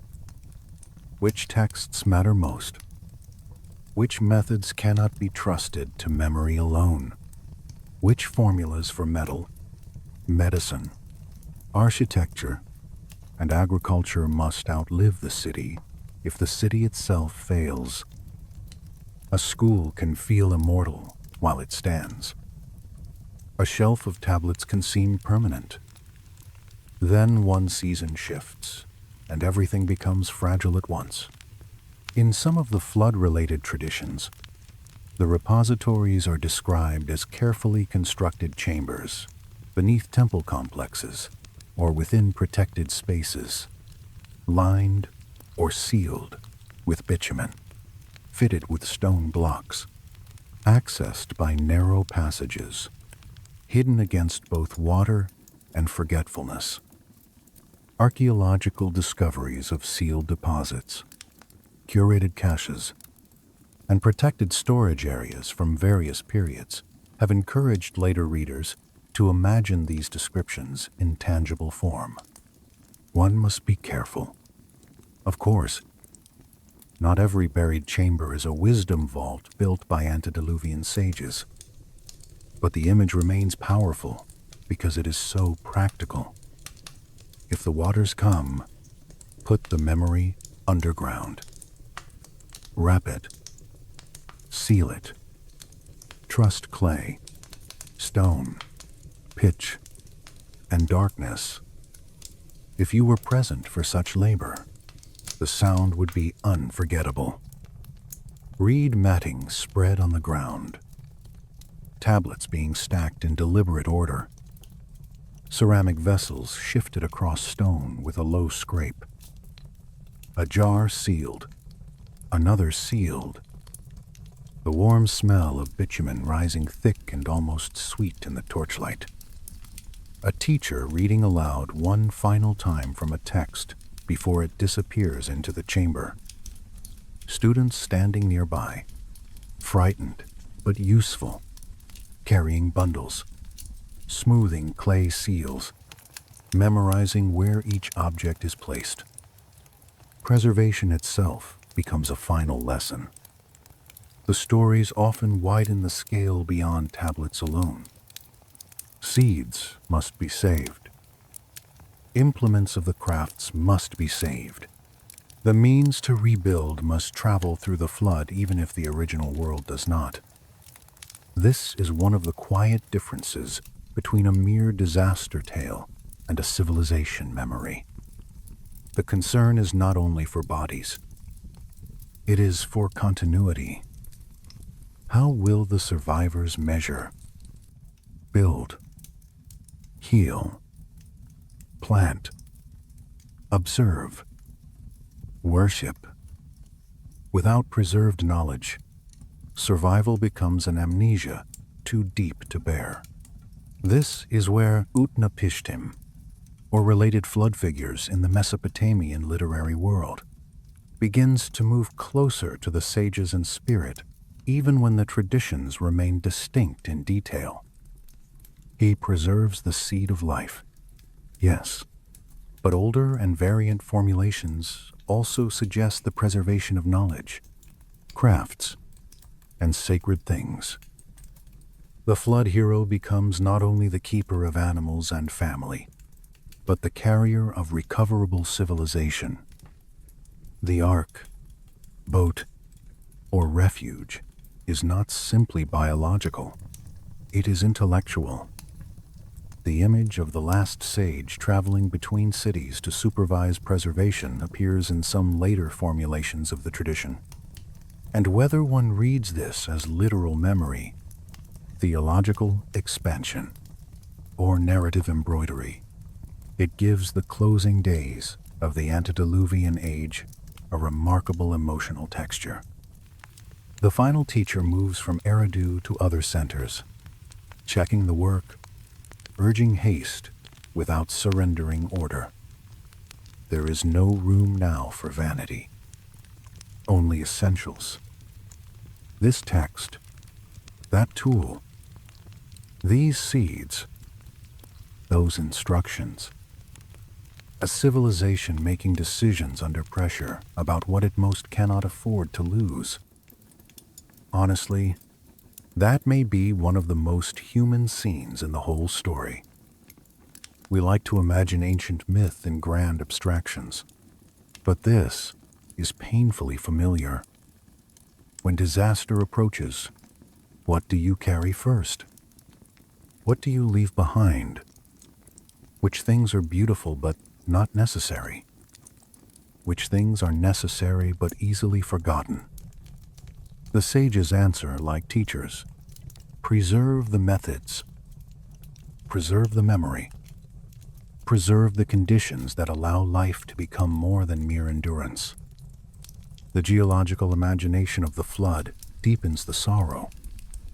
Sediment layers at sites such as Shurupak and elsewhere have been read as the fingerprints of massive inundation. Marine materials in some contexts, salt traces, disturbed occupation horizons. All of these fed later fascination with a flood that was not simply metaphor, water crossing thresholds where it did not belong. Clay walls softening, fields erased, storehouses gone silent, the marsh expanding beyond its old boundaries, as if the world were remembering an earlier shape and did not care who had built against it. In the hours before the waters rise, the cities would have sounded different.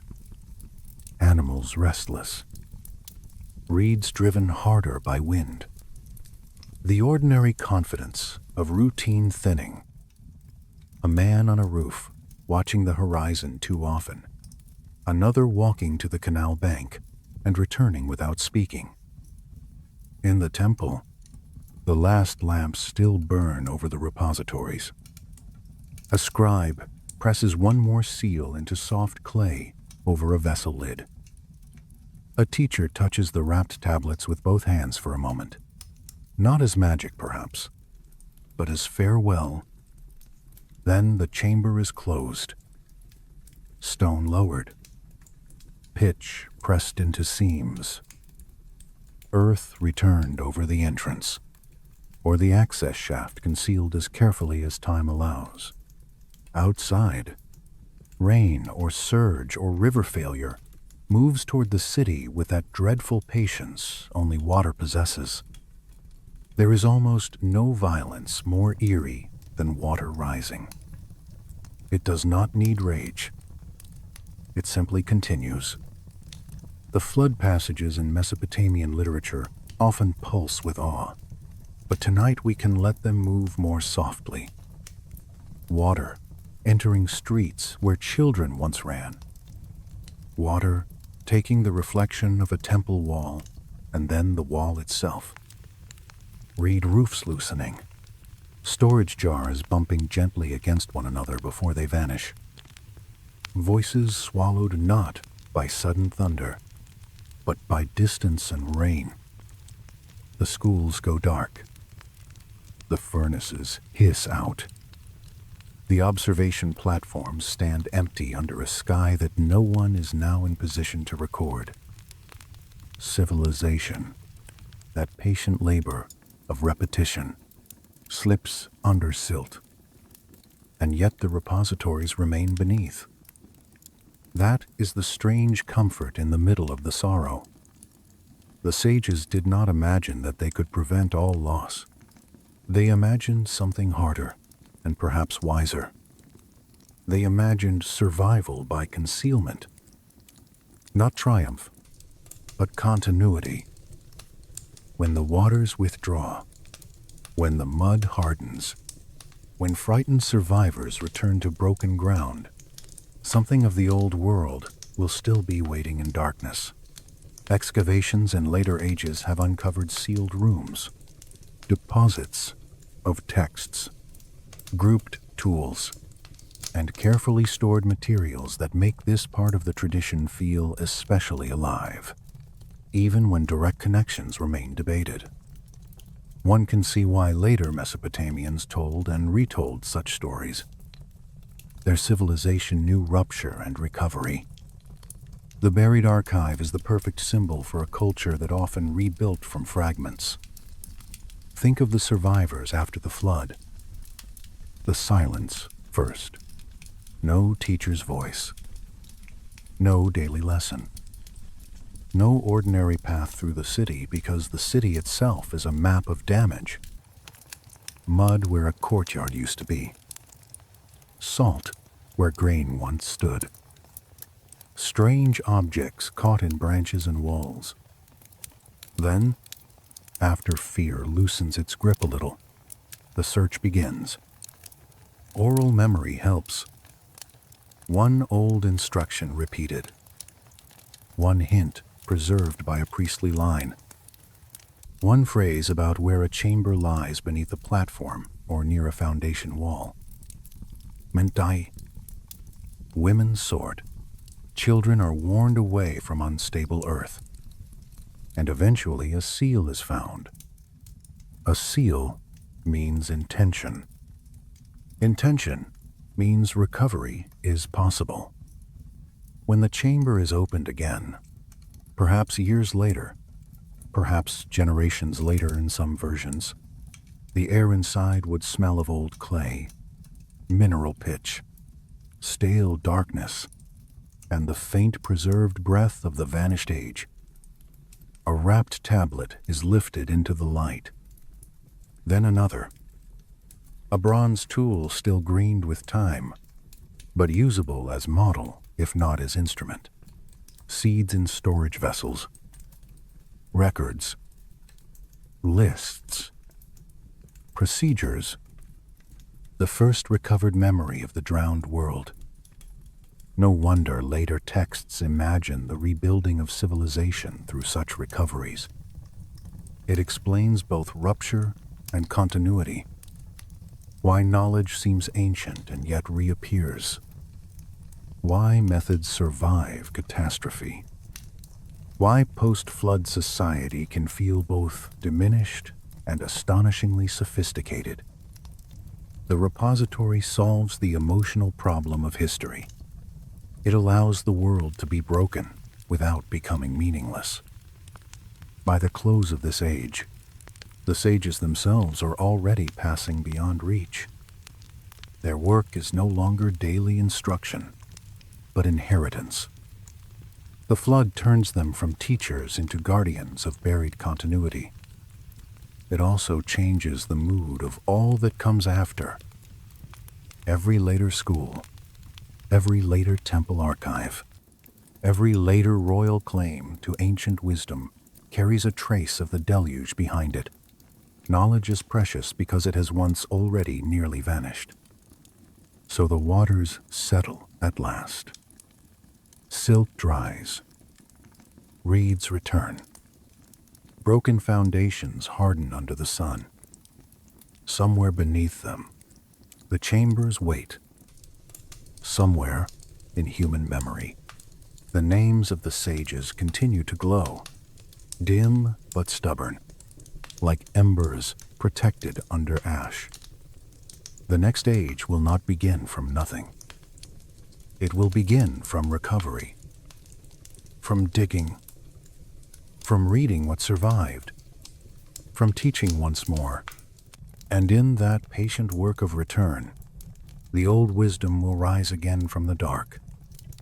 There is a tenderness in that return that the old literature only hints at, but it deserves to be lingered over. A recovered tablet is useless unless someone can still read it, or relearn how to read it. A buried tool is mute unless a hand remembers the craft it served. So the first post-flood scholars, priests, builders, and healers in these traditions become second sages of a kind, not equal to the originals perhaps, but faithful to them. They compare fragments. They test procedures. They relearn the order of rites. They fit broken knowledge back together the way a careful mason fits surviving bricks into a damaged wall. Continuity is never perfect. It limps a little. It improvises. It forgets some things and preserves others with almost painful devotion. That, too, feels true to history. Perhaps that is why the flood never fully closes in Mesopotamian memory. It remains present as a warning beneath all later order. Build, but remember that water can return. Record, but remember that archives burn or drown. Teach the young, not because knowledge is glorious, though it is, but because loss is always waiting for its chance. The sages understood that. Their final lesson was not only how to found civilization, but how to hide its heart until the world was ready to hear it again. When the waters finally loosened their grip, the world did not return all at once. It came back in fragments. First the smell of drying mud under sun, then the outline of broken walls, then reeds pushing up through silt where courtyards had once been swept clean each morning. The flood in Mesopotamian memory is never only about destruction. It is also about the long, patient labor of remembering how to begin again. That is why the next movement in the story feels so gentle and so grave. Civilization is not reborn by miracle alone. It is recovered. Imagine the first survivors walking through the softened remains of a city that had once known order.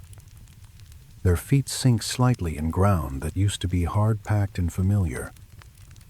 A street is no longer a street, only a line guessed at by fragments of wall and the angle of buried stone. A threshold opens onto nothing. A canal has shifted. Storage jars lie broken and half filled with silt. The air smells of salt, damp clay, and that strange clean emptiness that follows a great washing away. No one speaks loudly. There is too much to take in, and too much missing. Yet the old traditions insist that memory survived, and not only memory in the head. Oral guidance, ritual phrases, hidden instructions, and the buried repositories of the sages begin to matter now. The flood had taken buildings, bodies, and the ordinary confidence of routine, but it had not erased every path back. Somewhere, a priest or elder remembers the old description of a chamber beneath a platform. Somewhere, a line of instruction preserved among the students of the schools still points toward a sealed shaft. Somewhere, a family story about what was hidden before the waters came is repeated by firelight until someone decides it is time to test whether it was true. The digging begins. It is not glorious work. Most civilizational recovery never is. Baskets of mud lifted out one after another, wooden tools scraping earth from stone, fingers clearing around the rim of a jar or the edge of a block, men pausing to listen for hollowness underfoot, children carrying water, women sorting fragments on woven mats. The old stories often compress this process into a few gestures, but if you were there, it would feel endless.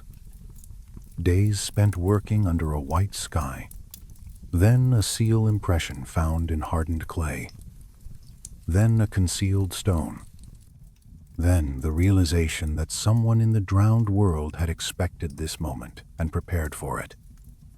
A chamber opened after years of silence would not greet its visitors like treasure in a tale.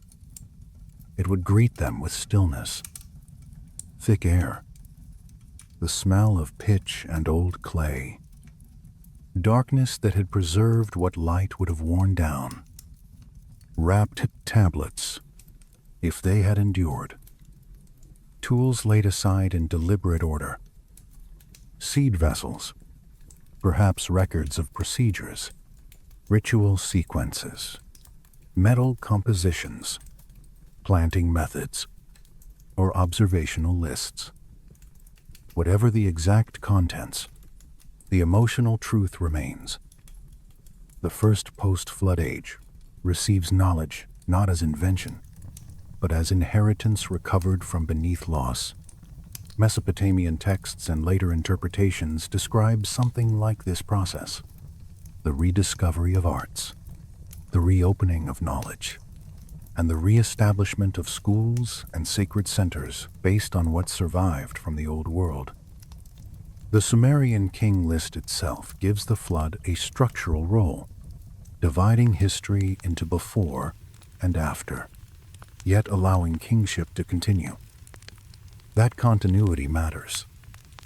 The world is broken, but not abandoned. Rule returns. Craft returns. Learning returns. The sages do not remain physically present, yet their work rises again through what they preserved. This is where the old story becomes almost tender. Civilization after catastrophe is not proud at first. It is modest. A field cleared and planted again. A small shrine rebuilt on old foundations. A teacher showing a student how to hold the stylus after a generation of fear. The great systems of the antediluvian age do not come back in full perfection. They return as fragments tested against present need. One canal repaired using remembered angles. One medicinal compound mixed from a half-legible tablet and a still living memory of its preparation. One rite reconstructed from damaged instructions and the body memory of priests who learned before the flood. There is a lot of humanity in that. Nothing comes back untouched. Everything restored is slightly altered by the act of being restored. The schools rise again because they must. Without teaching, recovery would remain shallow. The post-flood world needs more than objects. It needs interpreters, scribes, builders, healers, observers of the sky. This is why later Mesopotamian education, in all its structured seriousness, often seems to wear the shadow of older wisdom behind it. Schools at places like Nippur, Sippar, Babylon, and elsewhere preserved lexical lists, mathematical exercises, hymns, legal formulas, astronomical records, and ritual texts with astonishing discipline. Those historical schools belong to later centuries, of course, but in the imagination of Mesopotamian continuity, they did not arise from emptiness. They were heirs. Think of the first recovered tablet being placed before a young student generations after the flood. The clay is old, the edges chipped, the signs perhaps archaic, difficult, revered. The teacher does not hand it over casually. He steadies it with both hands. He speaks the words slowly, not because the student is dull, but because the tablet belongs to a world that nearly vanished. This is more than lesson now. It is restoration of lineage. The flood also gives Mesopotamian civilization one of its deepest habits, a reverence for preservation. Archives matter because loss has already happened once in the oldest memory. Lists matter because they hold what a frightened mind may drop. Ritual accuracy matters because sequence is a defense against drift.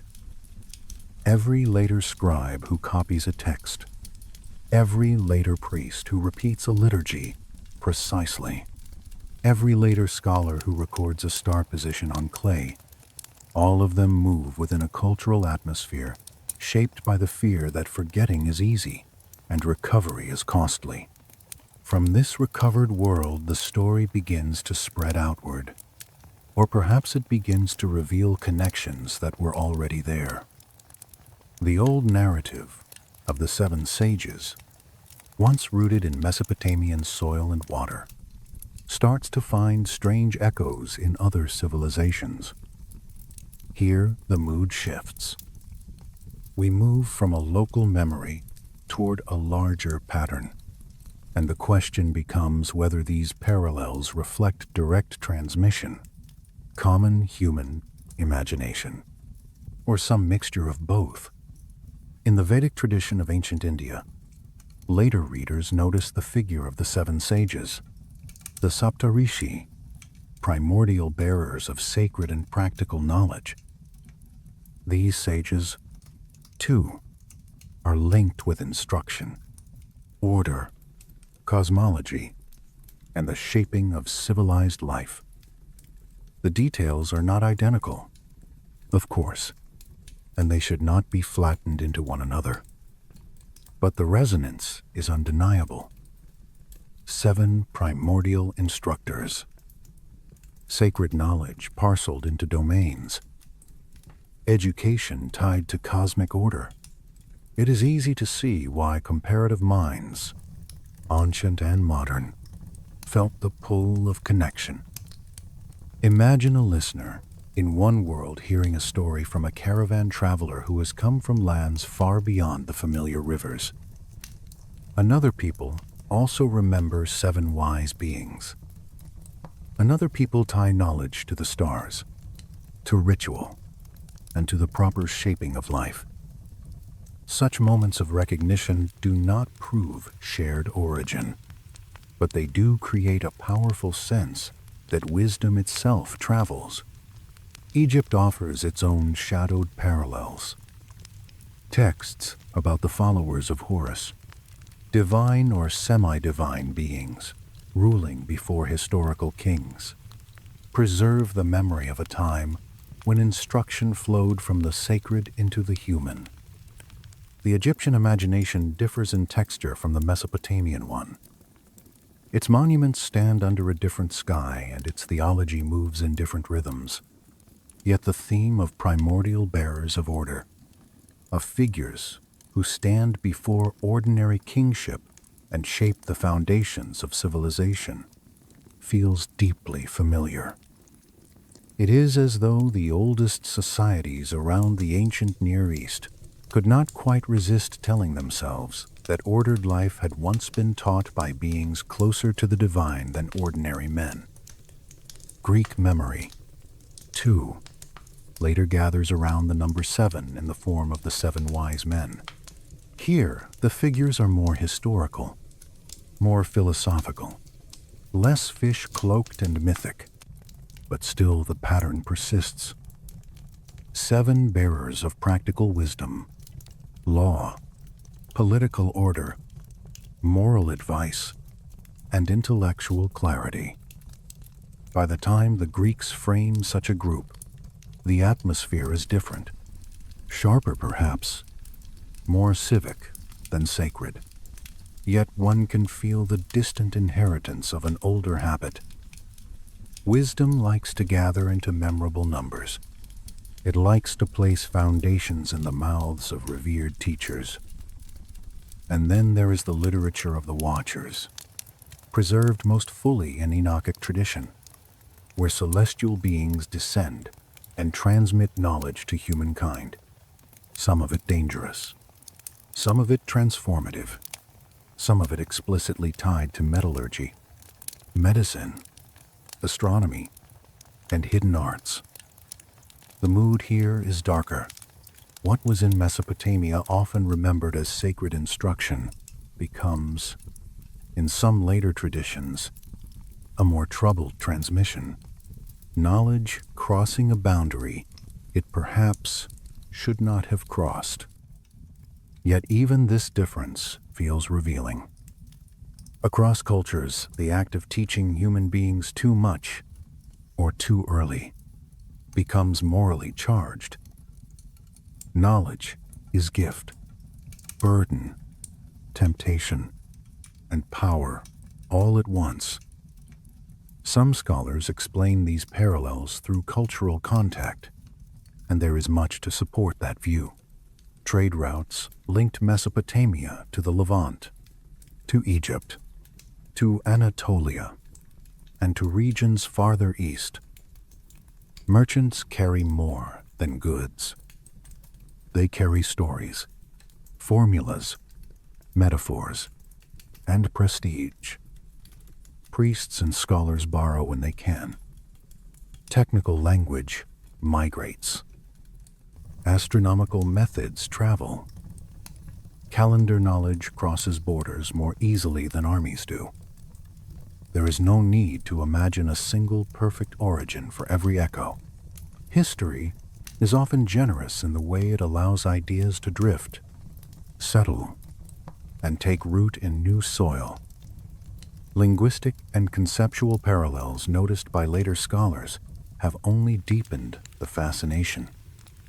Mathematical and astronomical concepts in one tradition resemble procedures in another. Mythic structures recur.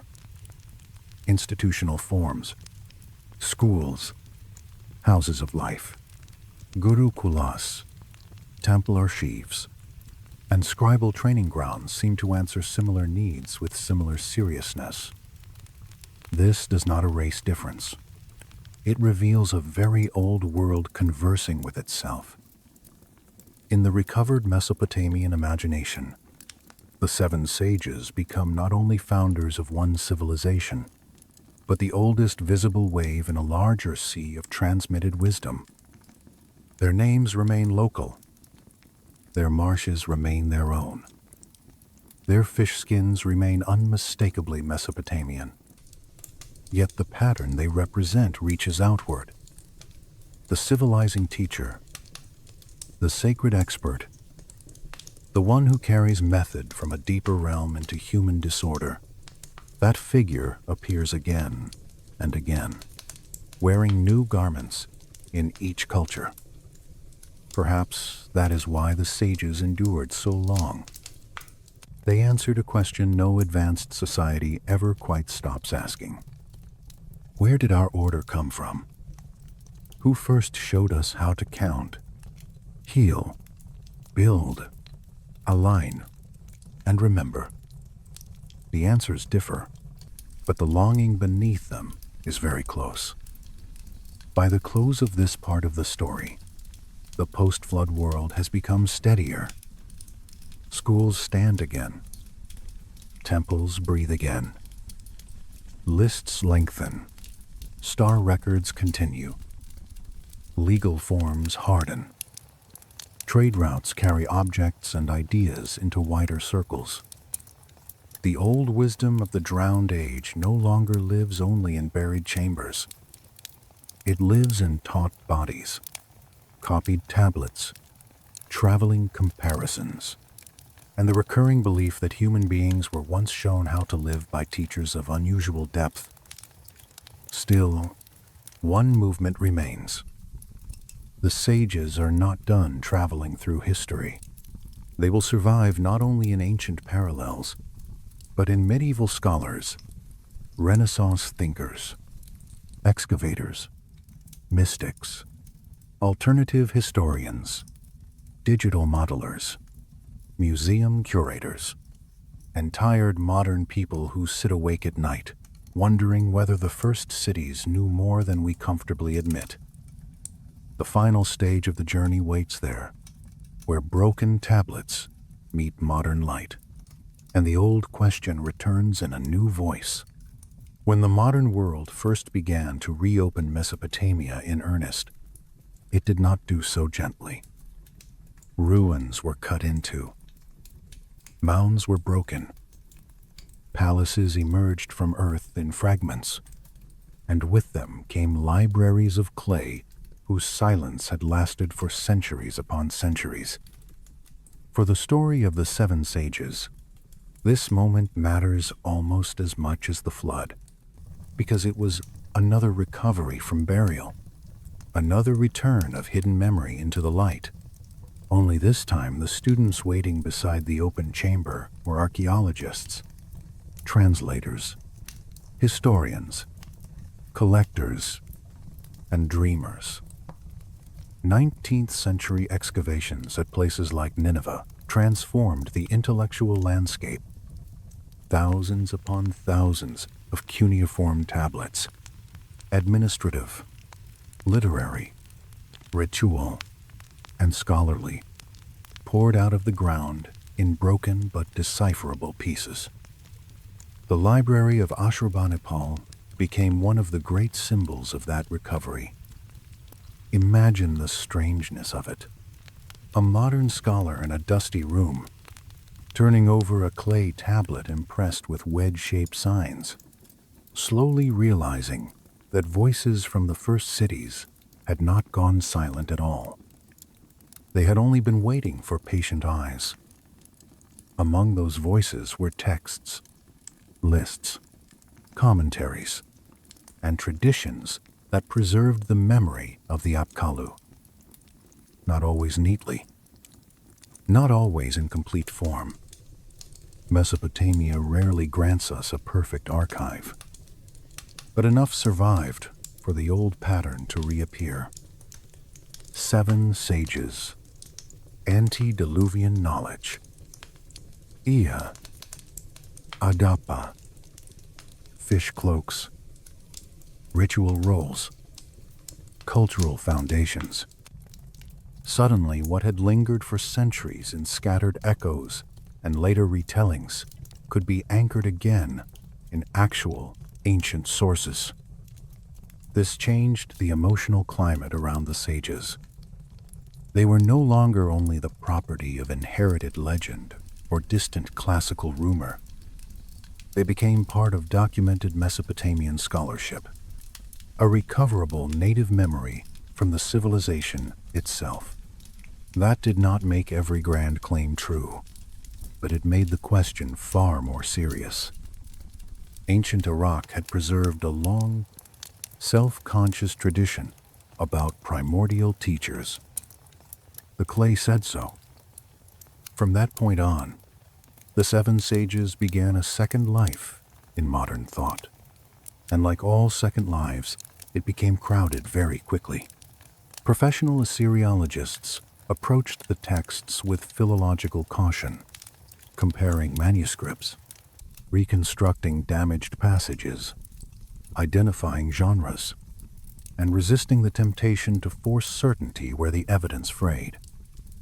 In their hands, the Apkallu became historically grounded mythic figures, part theology, part cultural memory, part scholarly tradition within Mesopotamia itself.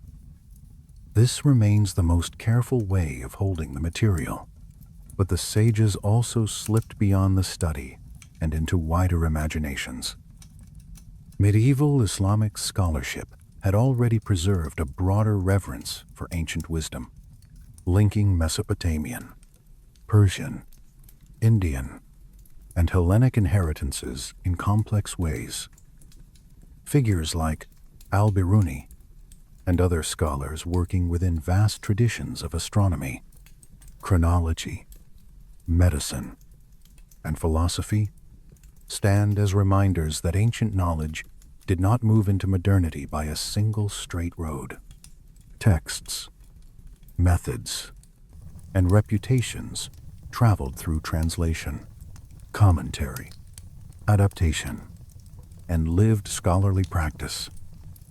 Even when the names of the Apkallu were not always central, the atmosphere of primordial instruction and recovered old wisdom remained alive. There is something deeply fitting in that.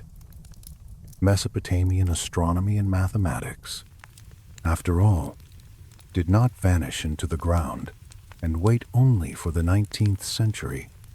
Elements of them continued through Hellenistic, Persian, and Islamic scholarship, transformed but recognizable. Tables, calculations, observational habits, and calendar thinking crossed linguistic worlds. The old teachers were not remembered only as stories.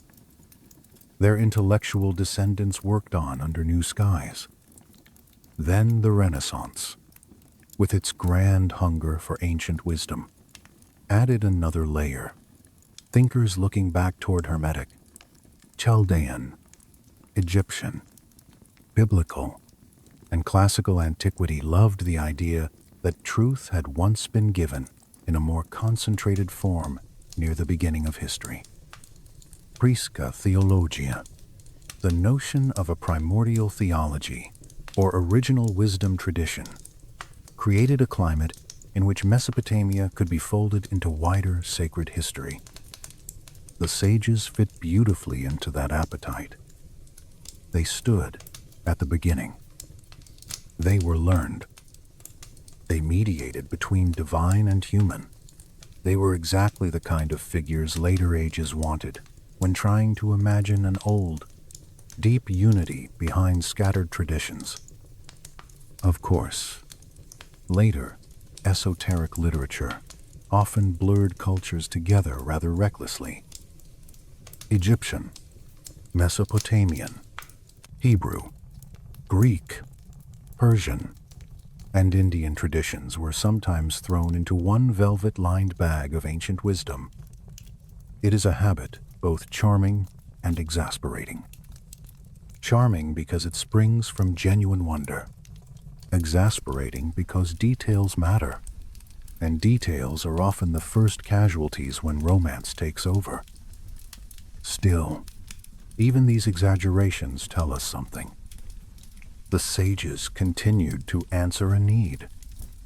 People wanted the beginning of civilization to have teachers. Theosophy and related modern esoteric movements pushed this even further.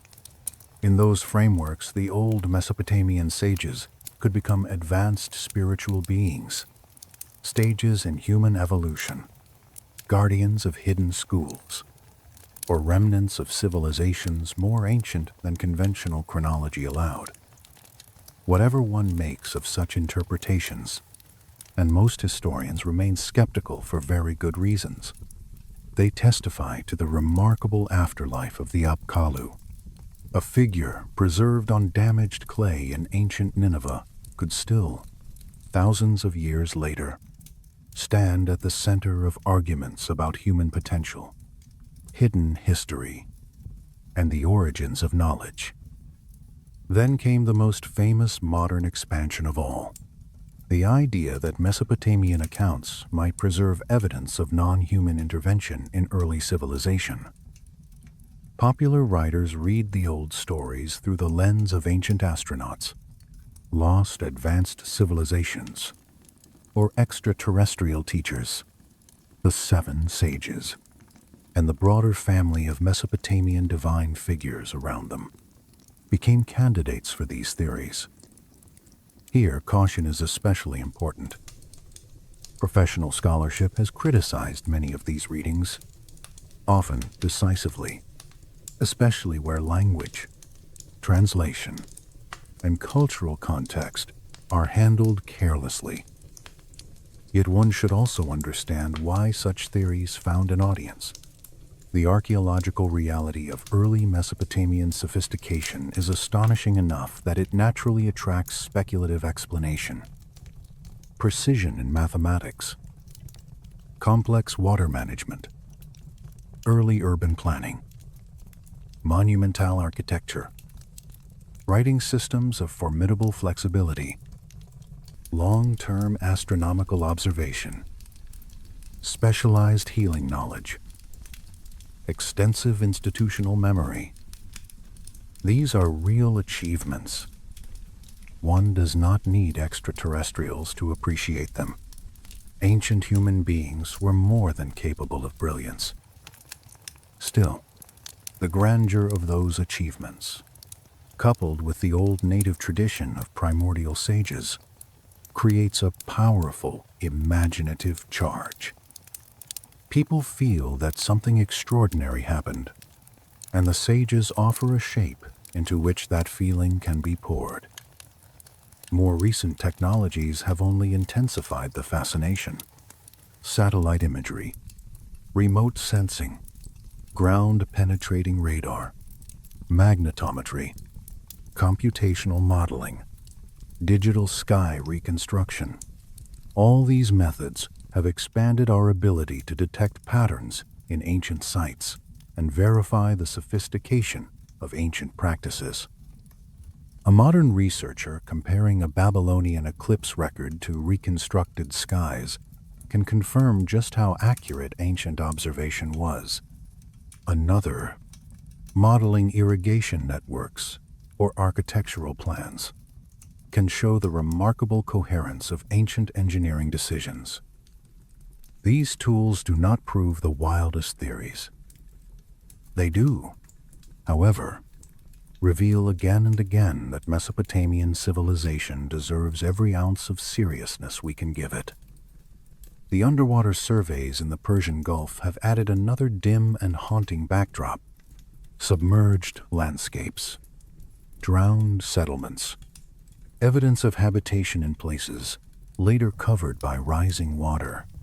All of this resonates strongly with the flood mood of the ancient traditions. It does not prove that a specific buried city belonged to the Apkallu, nor that every deluge tale maps neatly onto one geological event. But it deepens the sense that the old stories were born in a world where shorelines shifted, waters rose, and memory had reason to cling to the thought of drowned beginnings.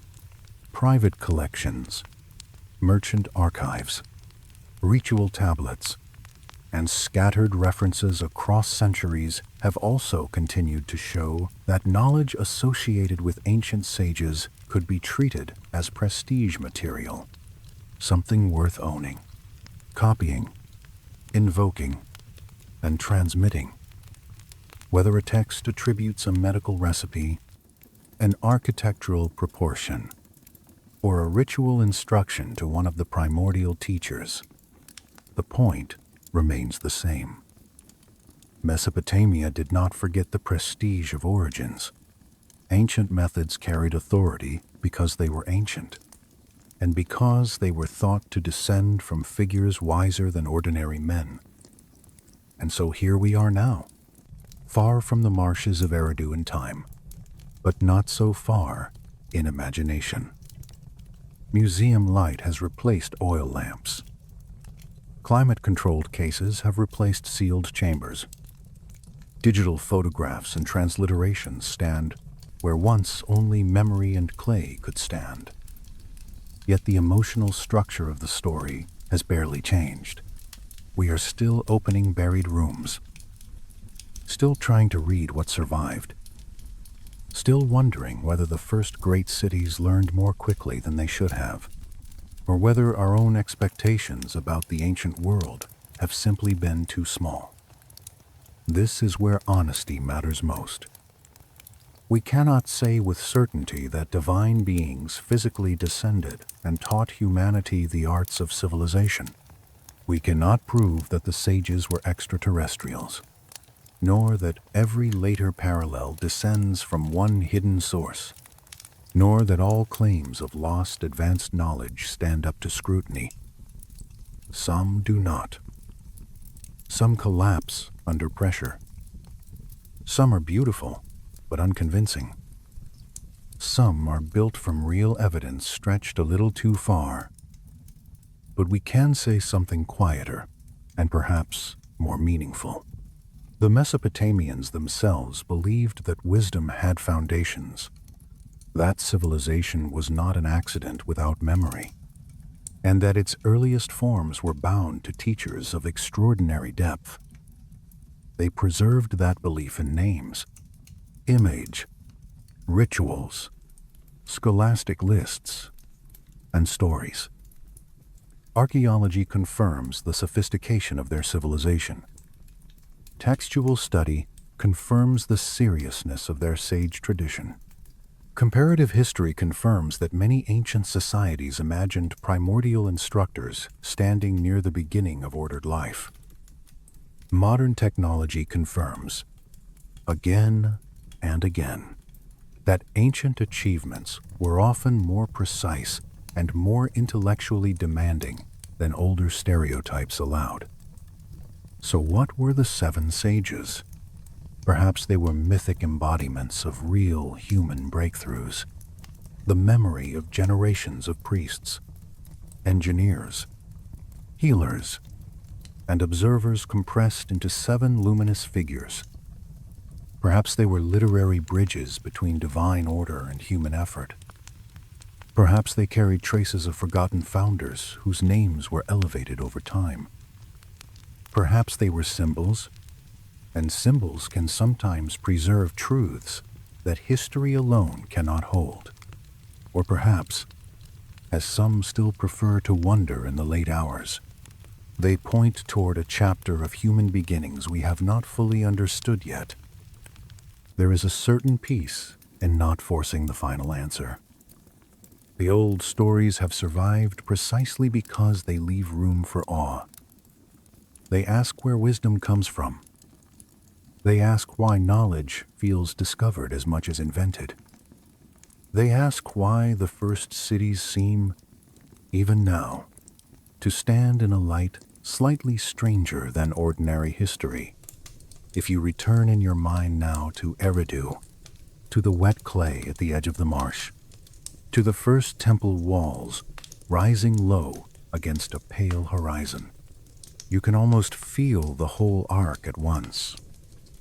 The sages arriving from the freshwater deep, Adapa tending bread and ritual, the fish cloaks in stone, the schools humming before dawn, the flood, the buried chambers, the careful recovery, the long travel of the idea through India, Egypt, Greece, medieval scholarship, Renaissance longing, excavation trenches, museum cases, satellite maps, and modern restless speculation. It is all one long act of preservation. And perhaps that is the final gift of the seven sages. Not a single technology, not one perfect doctrine, something gentler. The conviction that knowledge can be carried across ruin That memory can be hidden and found again. That human beings, even when mortal, frightened, and often a little foolish, can still become custodians of very old light. The fire is lower now. The room has grown quieter. Outside, somewhere beyond glass and distance, and the ordinary life of the present, water still moves the way it always has. Dark, patient, and full of reflections. Let your breathing slow with it. Let the ancient names drift without needing to be solved. Let the old questions settle where they belong, not as burdens, but as companions for the night. The first cities are sleeping again. Their tablets rest. Their teachers have stepped back into symbol, into water, into clay, into the deep archive of human wondering. And you, listening here at the edge of the firelight, can let them go gently now, carrying only the calmest part of their lesson. Wisdom survives by being passed on. Memory survives by being tended. The dark survives too, but so does the lamp. Good night.